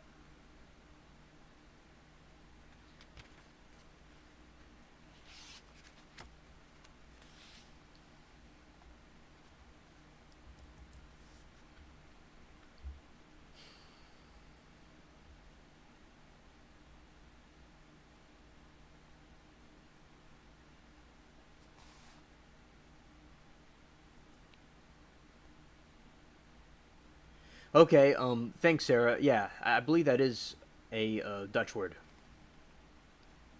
Yeah, this is something called the Pardoner's Tale. And the Beowulf monster, the Nephilim thing, that's in the first part of this book. In the Pardoner's Tale, my lords, he said, in churches where I preach, I cultivate haughty of speech and ring it out roundly as a bell. I've got it all by heart. The tale I tell, I have a text, it always is the same, and always has been since I learned the game, old as the hills, and fresher than the grass. In our language, my lords, he said, when I preach in churches, I speak in lofty style, and my voice rings out as loudly as a bell. I know what I'm going to say by my heart, and I use a saying which I've never changed since I first learned this game. It is as old as hills, yet fresher than the grass. The love of money is the root of all evil. And they said that here, but it was some Roman stuff. It was like a Latin word, and I overlooked that one. So in Latin, that is radix merlium est caplutrias. Yeah, the pardoner, it's a preacher. So, like, they had preachers back then. The churches were more, like, traditional. But, basically, that's, like, what they had preachers back then also.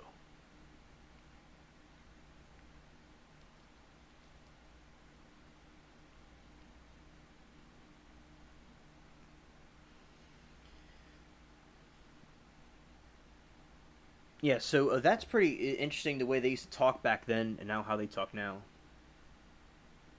I like salmon too, Amanda. I like salmon too.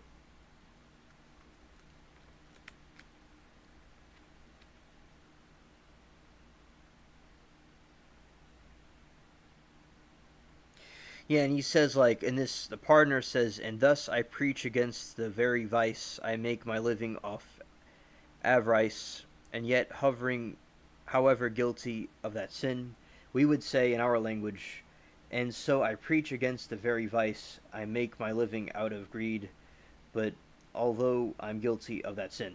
So you see the difference between how they talked and stuff. Well, salmon's very good. Yeah, Shakespeare's in here. Yeah, they had this thing of all the different poets.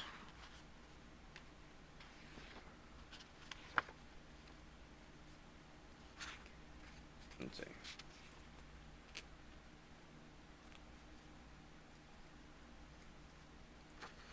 Yes, exactly, Stranded Life Form. I mean, not Stranded Life Form, Sarah, rather.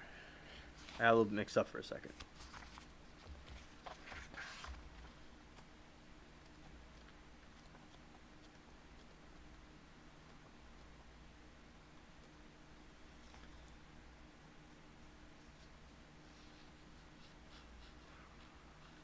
Yeah, because in here they talk about the different poets and stuff, and they had a poet that was a lover of Queen Elizabeth I, and when she found out that he was with someone else, she locked him in a prison.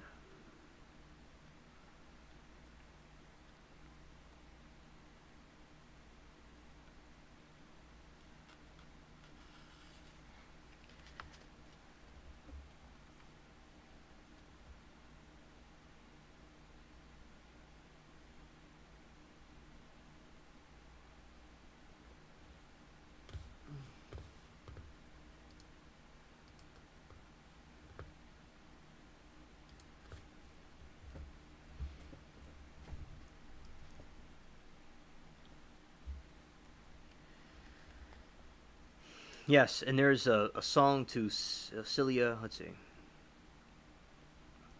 Drink to me only with thine eyes, and I will pledge with mine, or leave a kiss but in the cup. I will not look for wine. The thirst that from the soul doeth rise, doeth ask drink divine, but I might of Jove's nectars I would not change for thine.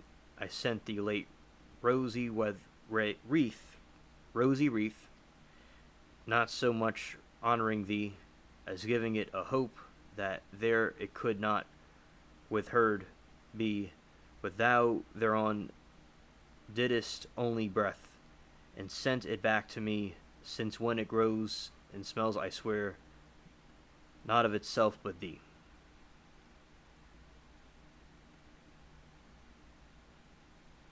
I like thunderstorms; they're cool. And yeah, Amanda, it's very good. I like salmon; it's very good food. Salmon, it's nice to have it with different things. It's based.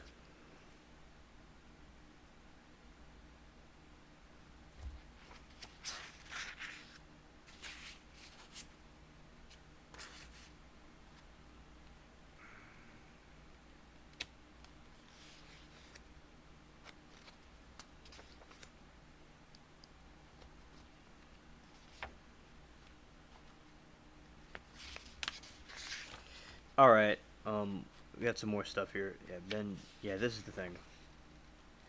Yeah. So they had the different poets. They had Sir Thomas Wyatt, and he was a skilled soldier, musician, and poet during his travels in Europe. He studied poetry in other languages. He introduced the sonnet to England, where it became extremely popular. Who list hunt is one of his most popular verses. And then there's Iman Spencer, and Iman Spencer wrote his first published works when he was 16 years old. At the time of his death, he was considered the most important poet in England. His greatest work was the epic poem of the Fairy Queen, when he was admired by Queen Elizabeth I. Sonnet 30, which appears in this unit, is part of a collection of 89 sonnets that he did. And these are the different ones. And then this was in the 1500s, 1503, 1542, and the 1552, 1599.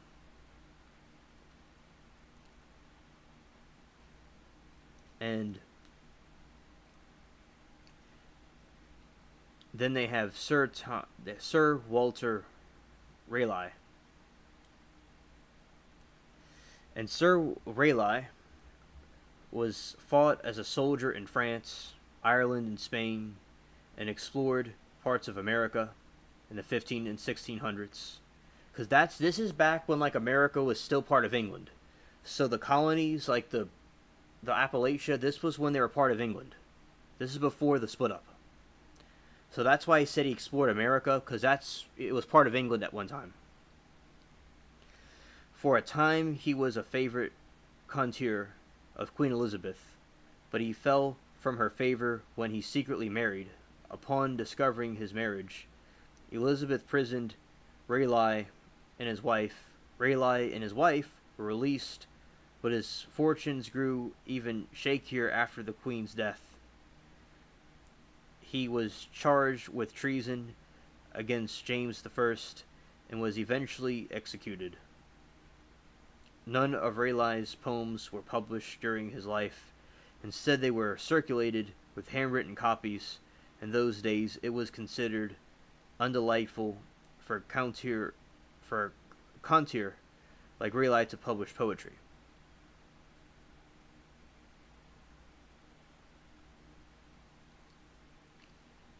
And finally, the most famous one is William Shakespeare, 1564-1616.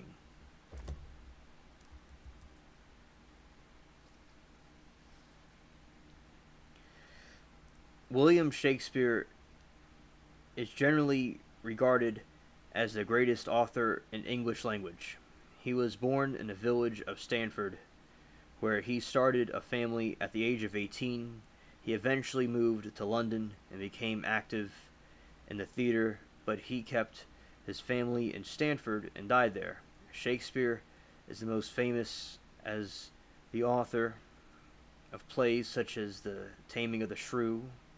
That's a very funny movie and story. Romeo and Juliet, yeah, that was epic.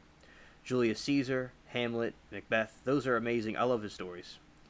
He also published 2 long narrative poems such as Venus and Adonis, and that's a little bit age appropriate for young people that are watching, but it was something dark.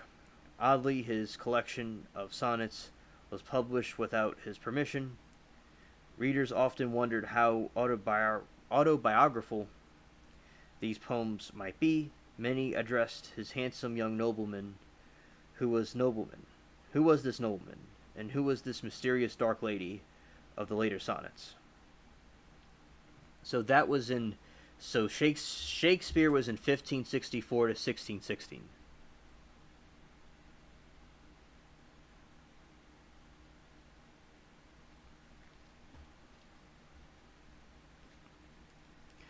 Yeah, and I could put up the pictures of these people.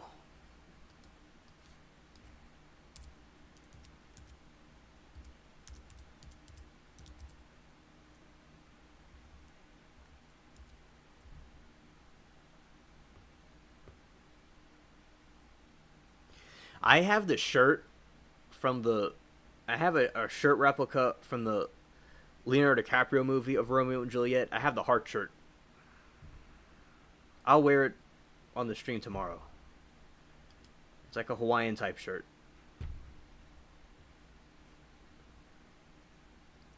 Yeah, this is... That's one of them. Yeah, this is Sir Thomas Wyatt.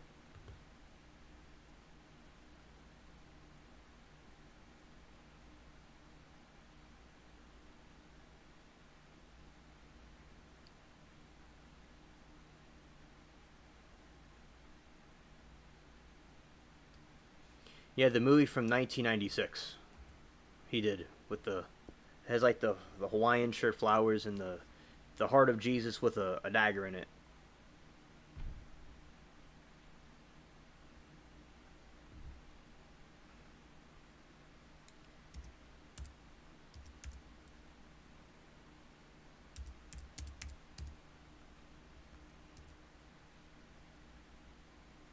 This is Eamon Spencer.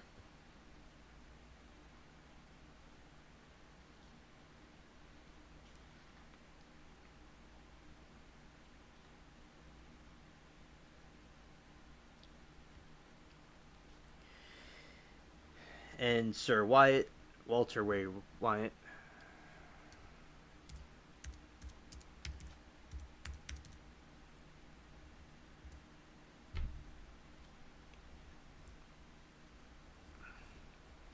This was Sir Walter Raleigh. He had issues. He had affairs with the Queen.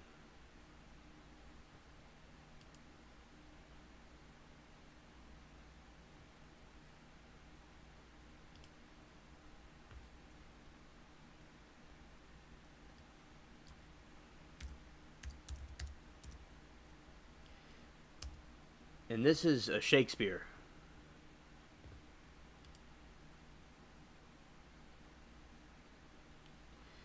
See, he's got the dark hair, and it looks pretty cool.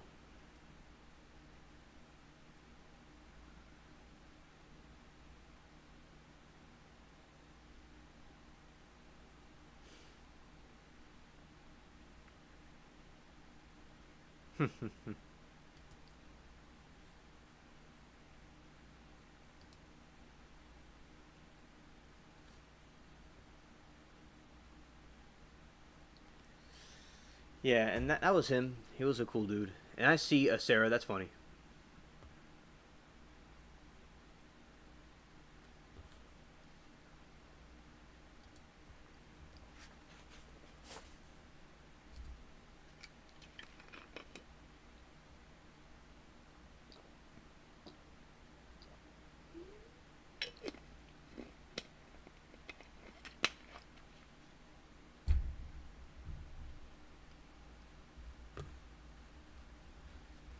Yeah, I like, does chat like steak?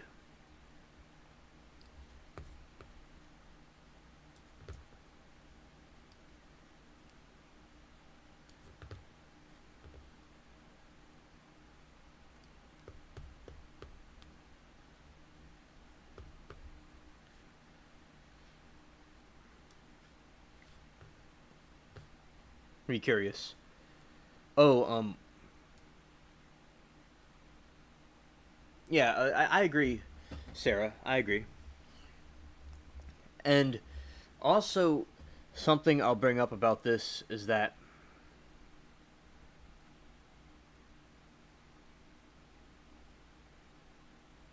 yeah, T-Bone, that sounds good. SC Wolverines.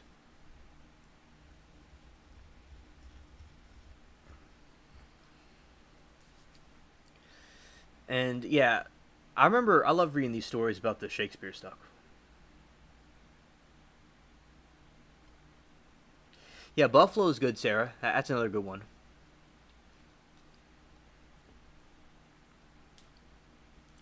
Yeah, SC Wolverines. That's good. That sounds cool.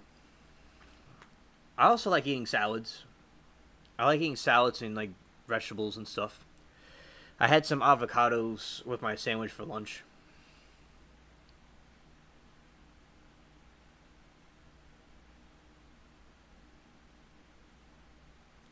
Oh, that's cool, Amanda. I like that. That sounds good too. Yeah, dogs are based.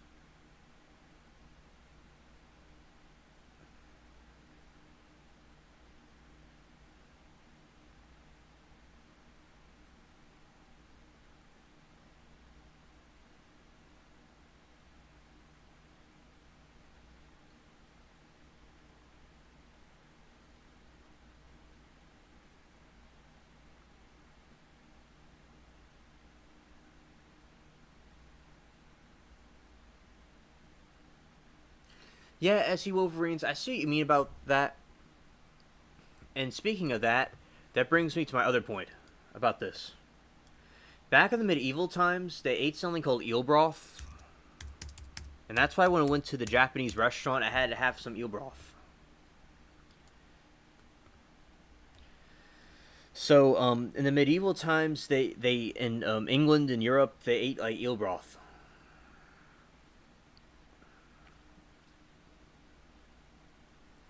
and you know that sounds pretty interesting. After Katrina, they had eel broth.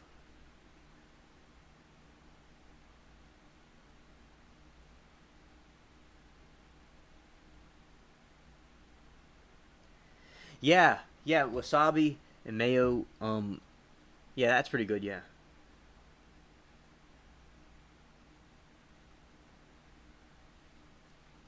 So that's what they had in medieval Europe. They would eat eel broth, and I wonder where they got the eels from. They have like eels in Europe. They just be chilling. Well, that's good.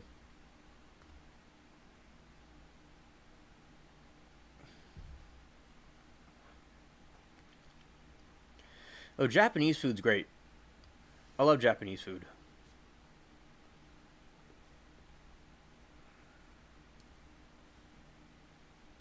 Yeah, I love the Shakespearean stuff.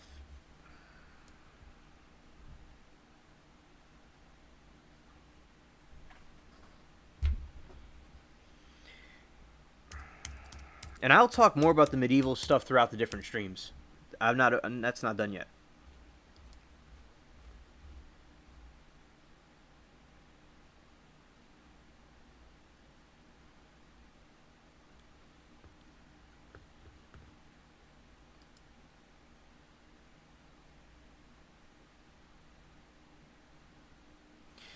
Yeah, so eels were seen as a currency in medieval England.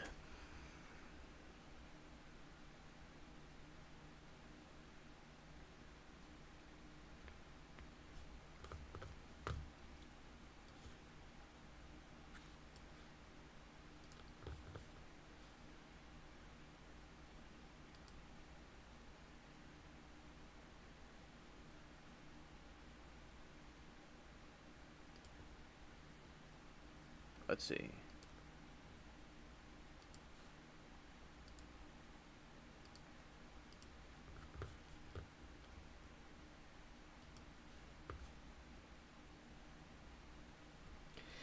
Yeah, and also basically with this, we have so they use that there. Now I'm gonna see where eel came to Japan.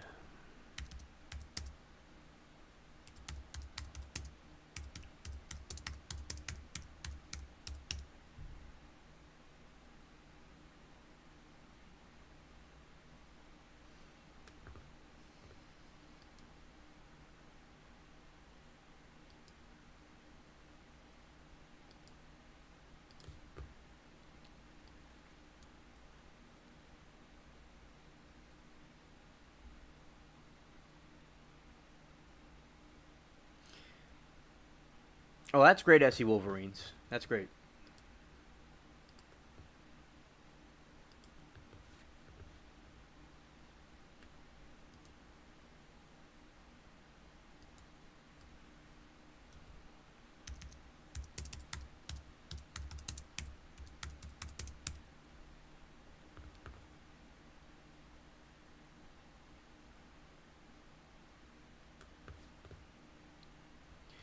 Let's see. Let's see.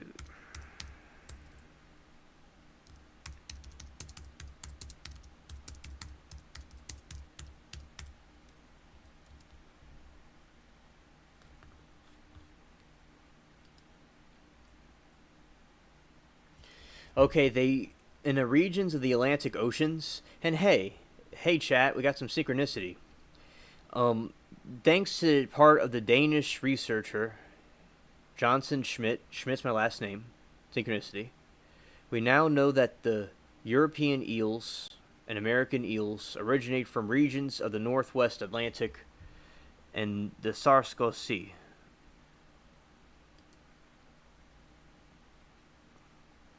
So they ate in Japan, Europe, and New Zealand. They eat eel. I'm trying to find an origin.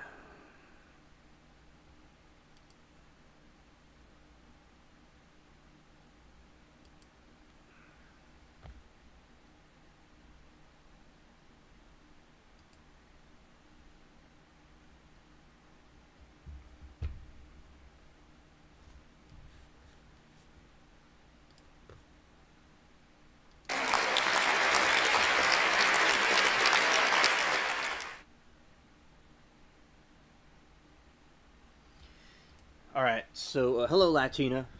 Glad to have you here. Eels were historically cheap nutrition and ready available food for people in London and Europe. And let's see, in the East End of London.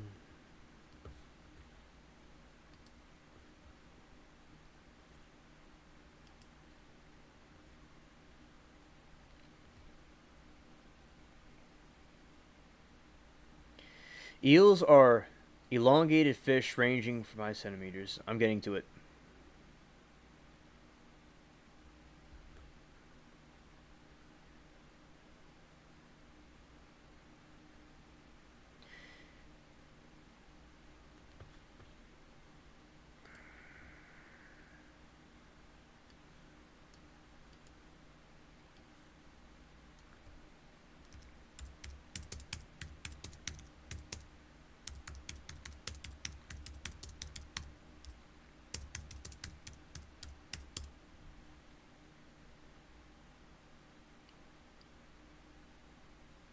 Okay, so in the Edo period, eel was used as a food in the Edo period in Japan, 1603 to 1868, when the tradition of eating in the summer began.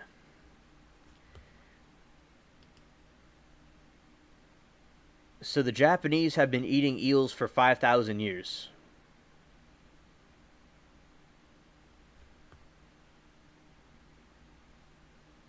The kabayaki.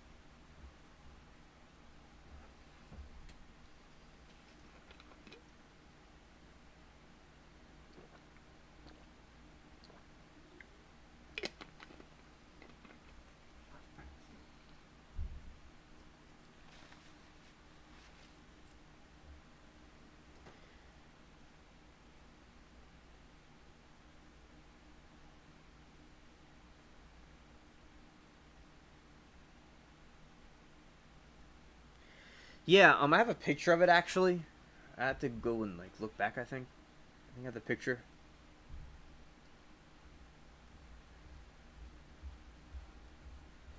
Let's see.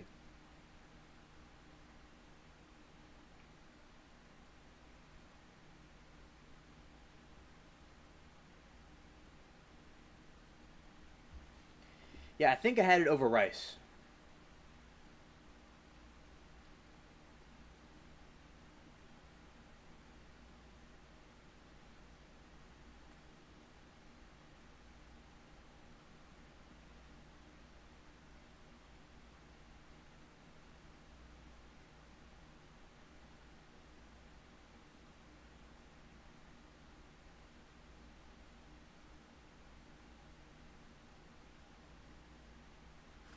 Looking for this picture, seeing if it's there.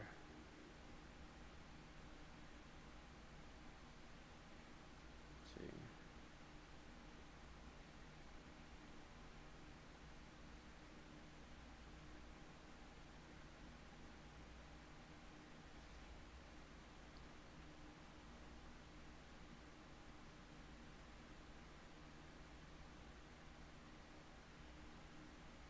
Almost there. See if I have it in here. It was on my birthday. Yeah, but I had it. It was very good. Oh yeah. Let's see. So a picture of it.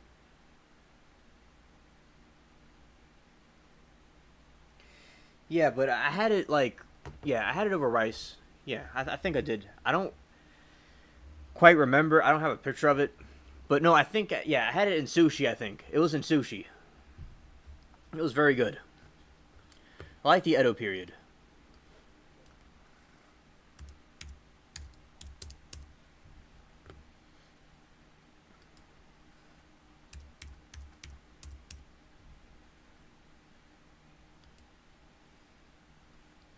This is a cryptid in Japan. It's called the Kappa. And it's a lot like the Mothman. It's like the same thing from Mario.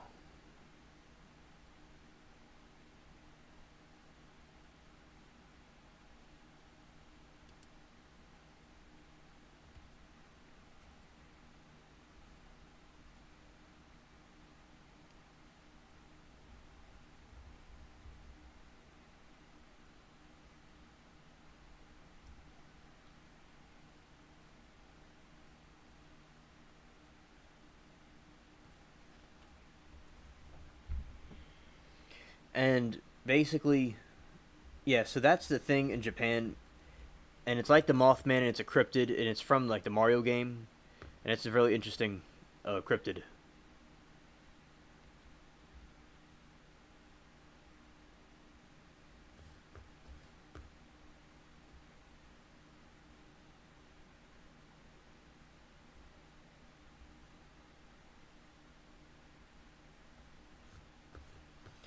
Yeah, it's an evil demon, and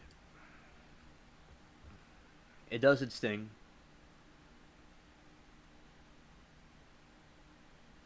Yeah, so this is similar to the Mothman, and it's a yeah, that's what Mario has to battle.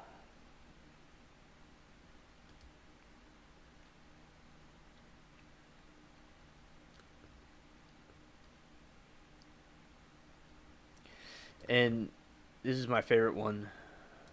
Let's see.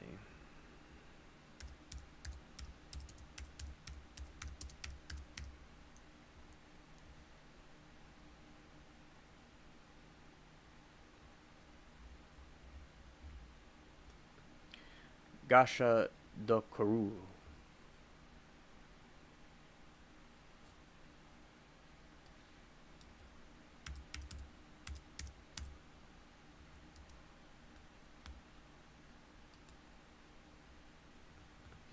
Yeah, this is a giant demon thing in Japan that like stalks people at night.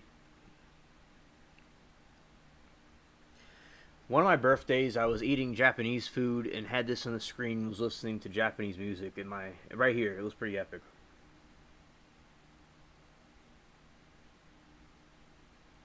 This is another cryptid, and it's a giant thing, and it like attacks people.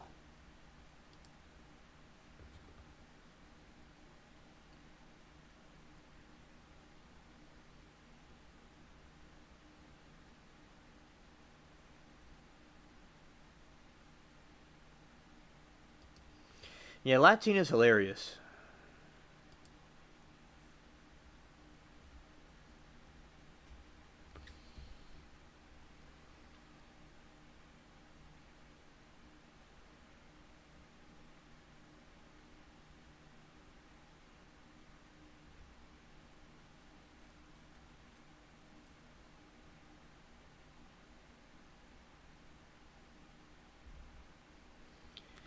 So this thing's big. This is a big cryptid. And it's apparently like all the fallen, and it came into one being, and that's what it was. Like the fallen people. Like people that died and stuff. Yeah, it was a scary thing.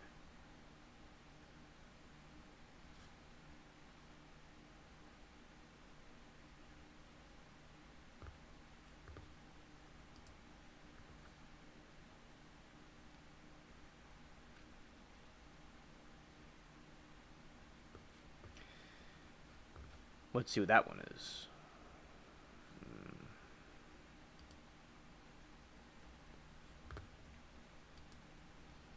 This is formed by either from forming out of bones of unburied soldiers and victims of past from starvation.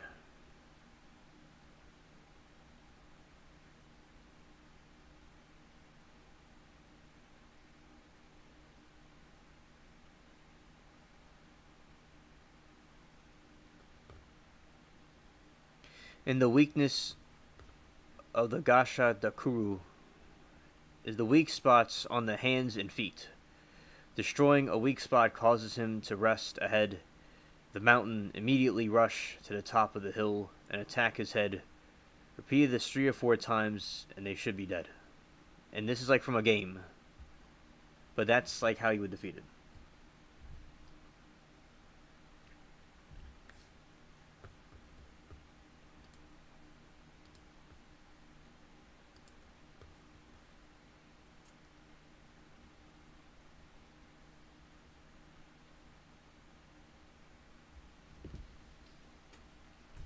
So earlier I was reviewing the medieval stuff from medieval Europe and translating it into how it would relate to our language and our English. And now I'm looking up the different folklore and things. Let's see.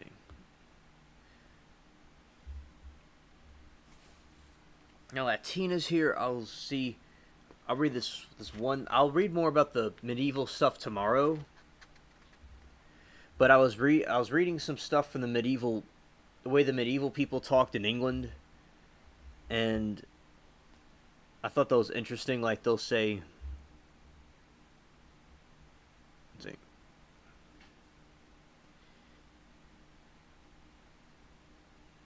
let's see, like she was, let's see, like they'll say caught in a trap. If it were dead or bleeding, and she had little dogs she would be feeding, with roasted flesh, or milk, or fine white bread.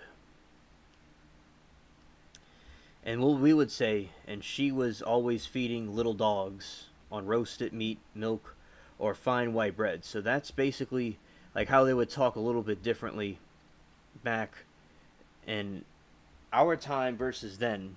We would have different ways of talking. And I'll talk more about the medieval stuff tomorrow. Also. And more legends and things. And yeah, because I like it was talked about the Green Knight and about a preacher from the medieval England and a couple of different things like that, and reviewed the Shakespearean stuff and also with these cryptids from Japan. Yeah, glad that Dark Meta is here.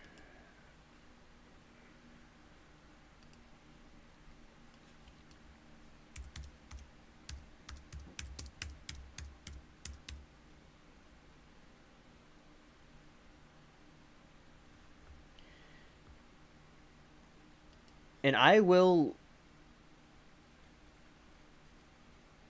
also be live tomorrow night as well.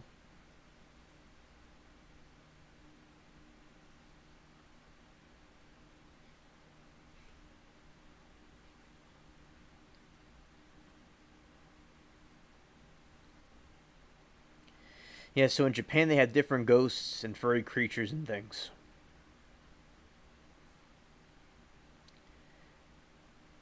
Like a shati, hairy creature with large tongue that looms in a black cloud of the floodgate.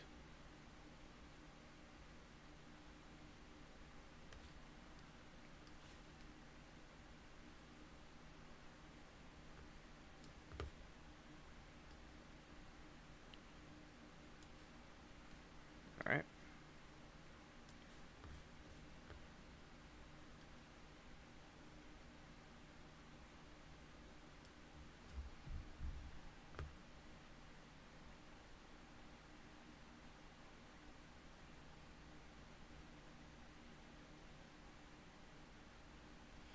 And also, I'll say people could watch the reruns of these things also. They could also do that if they wanted to. But I'm about to end it soon. And tomorrow I'll go live again. And I don't always have to do them this long, but it just, the conversation gets really in depth with different things. Because I go really late into the night.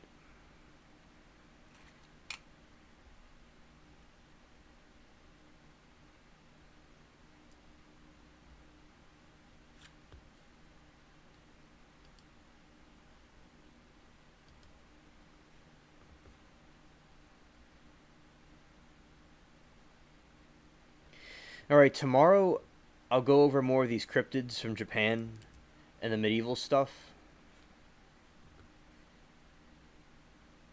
And I'll go over some news as well. Yeah. Alright. As I said, we did enough tonight. I was going to end it anyway because we already went through the topics I want to go through. And then tomorrow night we'll go through some other stuff. Alright.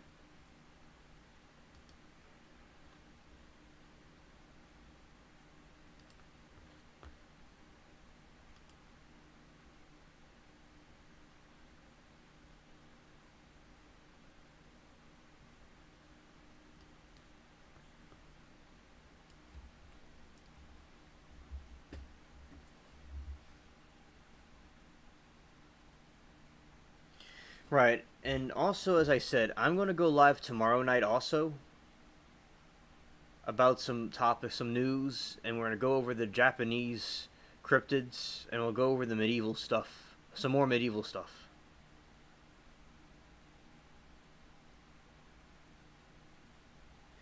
Thank you, everybody, for coming here. Alright. And I hope everybody has a good night. And we'll talk, and I may repeat some of the topics again and go through them again, but I have some new topics tomorrow. And cryptids with Japan. And also medieval stuff. And more gaming. So thank you all for coming, and everybody has a good morning.